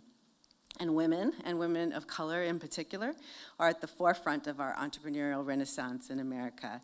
Latinas alone are creating businesses 6 times faster than any other group in the US. And African American women continue to start businesses at historic rates, which they have been doing for now 10 years. The data tells us that diversity and equity are good for business, as diverse teams outperform. Plus, not only that, removing those market inefficiencies opens up the potential for so much more revenue and job creation that has been stifled from opportunity gaps, from underinvestment in women and people of color. And as I've traveled around the country over the past year, visiting with small businesses and hearing their stories, I've also seen how a diverse range of experiences and skills and perspectives can transform communities and really yield some powerful ideas. Like Pashan Murray, who I just met in Detroit, she co-founded Detroit Dirt, and really this was more than a decade ago, so she was ahead of her time as well, but providing composting and waste collection services, and now pushing forward a closed loop model that in turn is helping to revitalize Detroit. Or Tess Hart, who I enjoyed meeting during the pandemic as we went around meeting businesses that were impacted by COVID pandemic, and she co-founded Triple Bottom Brewery in Philadelphia with the triple bottom line, which was beer, people, and planet. But she also hires people who may otherwise be excluded from the mainstream economy. She, like all those restaurants, was one of the first people to step up to help community during the pandemic. And then there was also Paige Peters in Madison, Wisconsin, which I met last year, who started Rapid Radicals Technology to ensure that her innovative approach to wastewater treatment can be used to keep untreated discharge from being released into lakes and rivers. Her technology reduces the time it takes to treat wastewater from 8 hours to just 30 minutes. And I'm proud that the SBA has been here to help those incredible female entrepreneurs like Pashan and Tess and Paige, and connecting them with either affordable capital, some of that government R&D funds that I'll talk about a little bit later, technical assistance, or that crucial emergency relief that the SBA distributed, over $1.2 trillion over the last couple of years. But their stories, and so many more like them, inspire me to do more and to do better. Helping them turn their ideas into successful businesses. It's been my first year in. I think tomorrow is my first year in this position, and as we look towards my second year and really focusing on what we want to build, I mean, we want to build this incredible recovery and carry President Biden's vision forward to reimagine our economy. And to do that, we need to lift up our great powerhouses, our economic giants, and those are the small businesses and entrepreneurs. But it starts with connecting them to resources and services that they need to really build those resilient businesses. During the first year of the Biden-Harris administration, the SBA, as I said, had scaled dramatically from about $40 billion to $500 billion in output last year alone, through all those incredible programs of Paycheck Protection Program, or COVID economic injury disaster loans, or hard-hit industry support. We have reached millions. Our portfolio is forever transformed. We're now finally serving more of our small businesses than ever before. And many of those businesses that we supported with financial relief had their first experience with the SBA during COVID. SBA is known as the best kept secret in government, which is a terrible branding to have, but we want to be able to overcome that, and now more than ever, this is an opportunity. But over the past years, we've worked to change that image and to build on our progress and increase our outreach. We've learned that connectivity is what's key. That's what's critical. And I've asked my team to be agile and entrepreneurial, as all of you, and meet small businesses where they are. First and foremost, it's recognizing who our businesses are and meeting them with the services and offerings that will really make an impact in their business.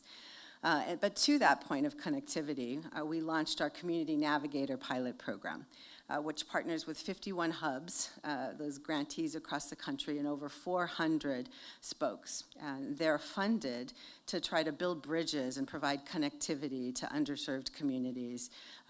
We have everything from Owista Corporation, who powers our native CDFIs across the country, the National Urban League that is working in 25 communities across the country to propel entrepreneurship, and many other incredible organizations who will help us better reach our entrepreneurs. And 27 of the 51 have committed to specifically working with women entrepreneurs to make sure that we can propel them forward and build on some of the great successes we've had, like expanding our Women's Business Center network to historic levels. We continue to partner across our traditional centers, our small business development centers, our veteran centers, and women's business centers. But as we work to build a globally leading small business ecosystem that supports every great idea, we also have to focus on eliminating some of those long-standing gaps. And this is where the SBA's core portfolio is most known, as we start with those access to capital gaps. That's a persistent area of gap for women and people of color in particular. Those entrepreneurs often lack strong lender relationships, perhaps, or investor networks or their own personal or family wealth to be able to rely on. And so they do need to look for affordable capital, and that's where the SBA is committed to standing in. The problem grew throughout the pandemic. I'm sure many of you saw the studies that showed that women and people of color were unable to access relief at the same rates. And we did, although we made significant progress in 2021 towards reversing that during the Biden-Harris administration, we know that we could do more. And we did see promising results. And when we expanded our distribution network by 5x, really working with new lenders and lender networks that could better connect to communities, and when we leveraged technology to scale, we were able to reach more underserved entrepreneurs and achieve the equity that the president is so focused on. So now that we want to take those learnings from our relief programs of leveraging technology, broader distribution networks, and simple programs and lending offerings to use, we think that we can make a big difference. The SBA is looking towards the future and to working towards building a thriving innovation ecosystem as well. I mean, our core lending programs are vital to help small businesses, but as well, we need that innovation, the investment side. And we do actually power a network of small business investment companies, or SBICs. It's a less known program of the SBA, but it's the largest private fund investment program in the federal government. It so far has delivered $75 billion in investments in our small businesses. And currently, the 300 SBICs that exist manage more than $19 billion in their own private capital, matched by $15 billion in the federal government through the SBA. And I think what's critical in this program in particular is that we need to ensure that emerging managers are supported within this program. As well, we need to focus on filling some of those investment gaps in critical industries and across demographics in every corner of our country. And to that end, we are working to better utilize our successful SBICs to increase our support of all of these agenda items, as well as early stage venture, which I'm sure applies to more of you here today, because currently we see more of our private equity type investments and debt investments, but we want to make sure that we can fill the gaps in early stage venture equity, as well as some of the undercapitalized areas in climate and infrastructure. And with women comprising just 12% of the decision makers at venture capital firms today, we know that we need to do more to bring women to the table in those firms and open the door of those private capital market programs at the SBA to fund managers with a diverse range of experiences. And I think that the stronger the bridge that we can build to small businesses in critical emerging communities, as well as industries and regions and technologies, the better we can support them with that access to the patient, long-term capital, and the resources that are necessary to nurture growth. The other program that I want to talk about is it really defines our interest in trying to seed entrepreneurship. The federal government is one of the world's leading sources of funding for cutting-edge innovation. The SBA powers discovery stage research through 11 federal agencies in the Small Business Innovation Research and the Small Business Technology Transfer Programs, SBIR, STTR, or as we like to call them, the America's Seed Fund. That delivers billions of dollars in non-dilutive funding, grants, to help support early stage technology, as well as research and commercialization every single year, where the market isn't ready or just isn't forward-looking enough. And I have a great example. It's Jennifer Doudna's Caribou Biosciences, who commercialized her groundbreaking CRISPR gene editing technology with the help of early funding as an SBIR grant recipient from both NSF as well as NIH. Jennifer had said that these funds kept Caribou alive during the early years when venture funding was not forthcoming. So as you can see, our SBIR program has helped spark numerous entrepreneurs, including women-powered global successes like 23andMe, as well as hundreds of other small firms like Design Interactive. I love this one. It's a woman-owned small business that developed a patented algorithm that is usable with wrist-worn devices to measure stress, which we all feel, in real time to improve PTSD, stress, and anxiety therapies. And while capital is at the heart of much of what we do at the SBA, we also know that revenue side of the equation is just as important for our small businesses. We want to fill those opportunity gaps that exist in the marketplace, and we're working to help small businesses lean into, for example, the $1.2 trillion effort to rebuild our nation's infrastructure with clean water and climate resilience by doubling down on our programs that help them get ready to do business for and compete with other large firms and other small firms and win government contracts. That's across all industries and sectors, and we're working across the country with states and local governments as well to help support small businesses that wanted to contract with the government. So through all of these programs, we're also focused on commercialization and helping more businesses, in particular America's Seed Fund. There's technical assistance and business assistance that helps businesses, innovative firms, scale and reach more markets with their life-changing or life-saving ideas. We're focused on making sure that small businesses on Main Street as well, or across the country in various industries, can leverage digital tools. We all saw the digitization of so many of our small businesses during the pandemic, and we want to leverage that. We've launched a Small Business Digital Alliance with large technology companies, social media, e-commerce, logistics, and others who care about making sure that small businesses can adopt technologies to advance themselves in markets, not only domestically, but abroad as well, as oftentimes that's a pathway for the accidental exporter that puts up their website and finds buyers from around the world. But now is definitely the time to address some of those connectivity gaps that I referenced and keep women entrepreneurs in line and in connection with those resources on the ground to help them start and grow. And it's also the time to address the capital gaps that keep women entrepreneurs from making it past that crucial first year. And it's the time to address those opportunity gaps, because once they launch, we want them to build revenues. We want them to grow at the largest scale that they can imagine and visualize. And it's my commitment as SBA administrator to help build the future where every entrepreneur can easily access those resources that they need to launch and grow and sustain their business. And I'm excited to be here today in particular as the entrepreneurs and policymakers and investors and others who are committed to this space as well can be incredible partners for the SBA. And just empowering the services that we have and making sure that communities that you're in touch with are aware of and can connect to the SBA. I think those efforts coming together, joining together to ensure that the federal government can meet our businesses where they are is what's going to take us further towards helping achieve the president's and vice president's vision of building a better America, one that works for all of us. So thank you so much for your time. I appreciate all the work that you do every day to innovate and fulfill your mission-focused dreams of entrepreneurship. Thank you. And now for closing remarks, please welcome back Kate Goodall.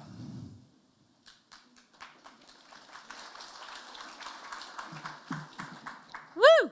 All right, bringing it to a close. Thank you so much, Administrator Guzman. We really appreciate you coming in. How many of you have learned something today? Good.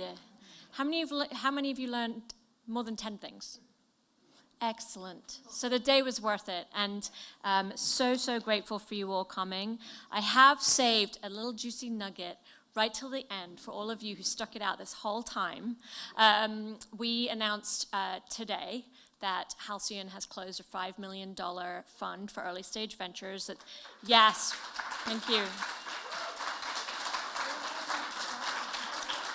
This is on the back end of our incubator, and it's making seed investments in fellows who come through our incubator program.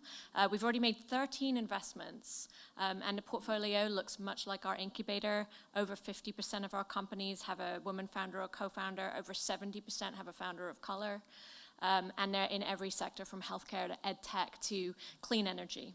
I hope that that's just one more reason to have you apply to Halcyon, and I'll remind you again that applications are open now. We want all of you to apply. And then I just want to close by yet again acknowledging our incredible partner and inviting someone from AWS up to the stage who you'll be meeting very soon. AWS is so important to our work here. you would, other than the things that we've talked about today, like cloud credits and sort of their insights and expertise that our fellows benefit from, you would pretty much have to travel to the Middle East or Sub-Saharan Africa to really understand the impact of AWS's support for Halcyon, but they're working with us to support entrepreneurs from all around the world in different cohort groups, and we are so happy to have such a great partner to be expanding our work with so that we can serve more entrepreneurs in more and more bespoke ways. And it's my pleasure to welcome as our very last speaker for the day, Rebecca Weatherly, who serves as the Director of Depth Consulting for AWS. In her role, Rebecca leads the strategic development and accelerated growth for AWS's diverse and expanding systems integrator partner ecosystem, which enables government, education, and nonprofit customers to lead using AWS cloud services. Please welcome Rebecca.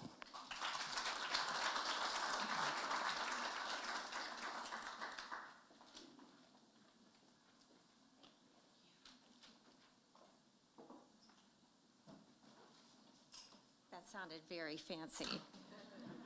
And thank you, Kate, and congratulations. What a great announcement. What a great conference. I came for most of the day, and what tremendous speakers, and I just love seeing this audience. AWS is really built from companies getting started, and so what a pleasure to see you guys here. We really appreciate supporting women. Social impact is a huge opportunity for all of us. And it's an honor to be here from AWS, from our public sector business with you. In many ways, you think back where we were a couple years ago, with COVID, it's really exacerbated pre-existing inequities. And I loved hearing from Administrator Guzman just now that while we continue to lag, we've made some great progress. And so thank you. Keep at it. No one can deny the impact of your work. Pre-pandemic, the number of employer firms owned by women was growing twice the rate of men. So keep it up. Throughout my career, I've had a great opportunity to work with lots of women businesses. And I just wanted to share a few kind of closing thoughts as you guys leave for the day. And that's, you heard a little bit about it today, but look out for others around you. Somebody said strength in numbers.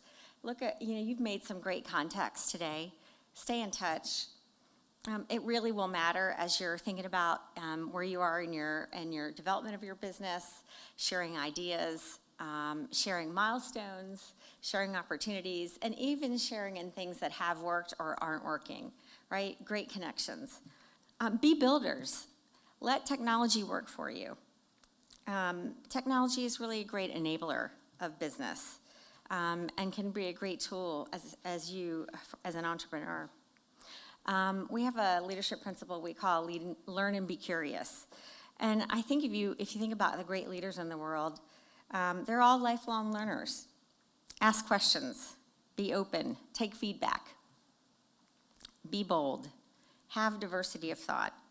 Know that you belong in business, you belong in technology, you belong in community at Halcyon with AWS. And last, I would say, you heard a little bit about risk-taking today. I'm a believer in taking calculated risk. Don't be afraid to make mistakes. Learn from them, move forward, and own where you want to go. Thank you so much for coming today. I'm glad everybody had a great learning experience, as Kate said, and thank you so much.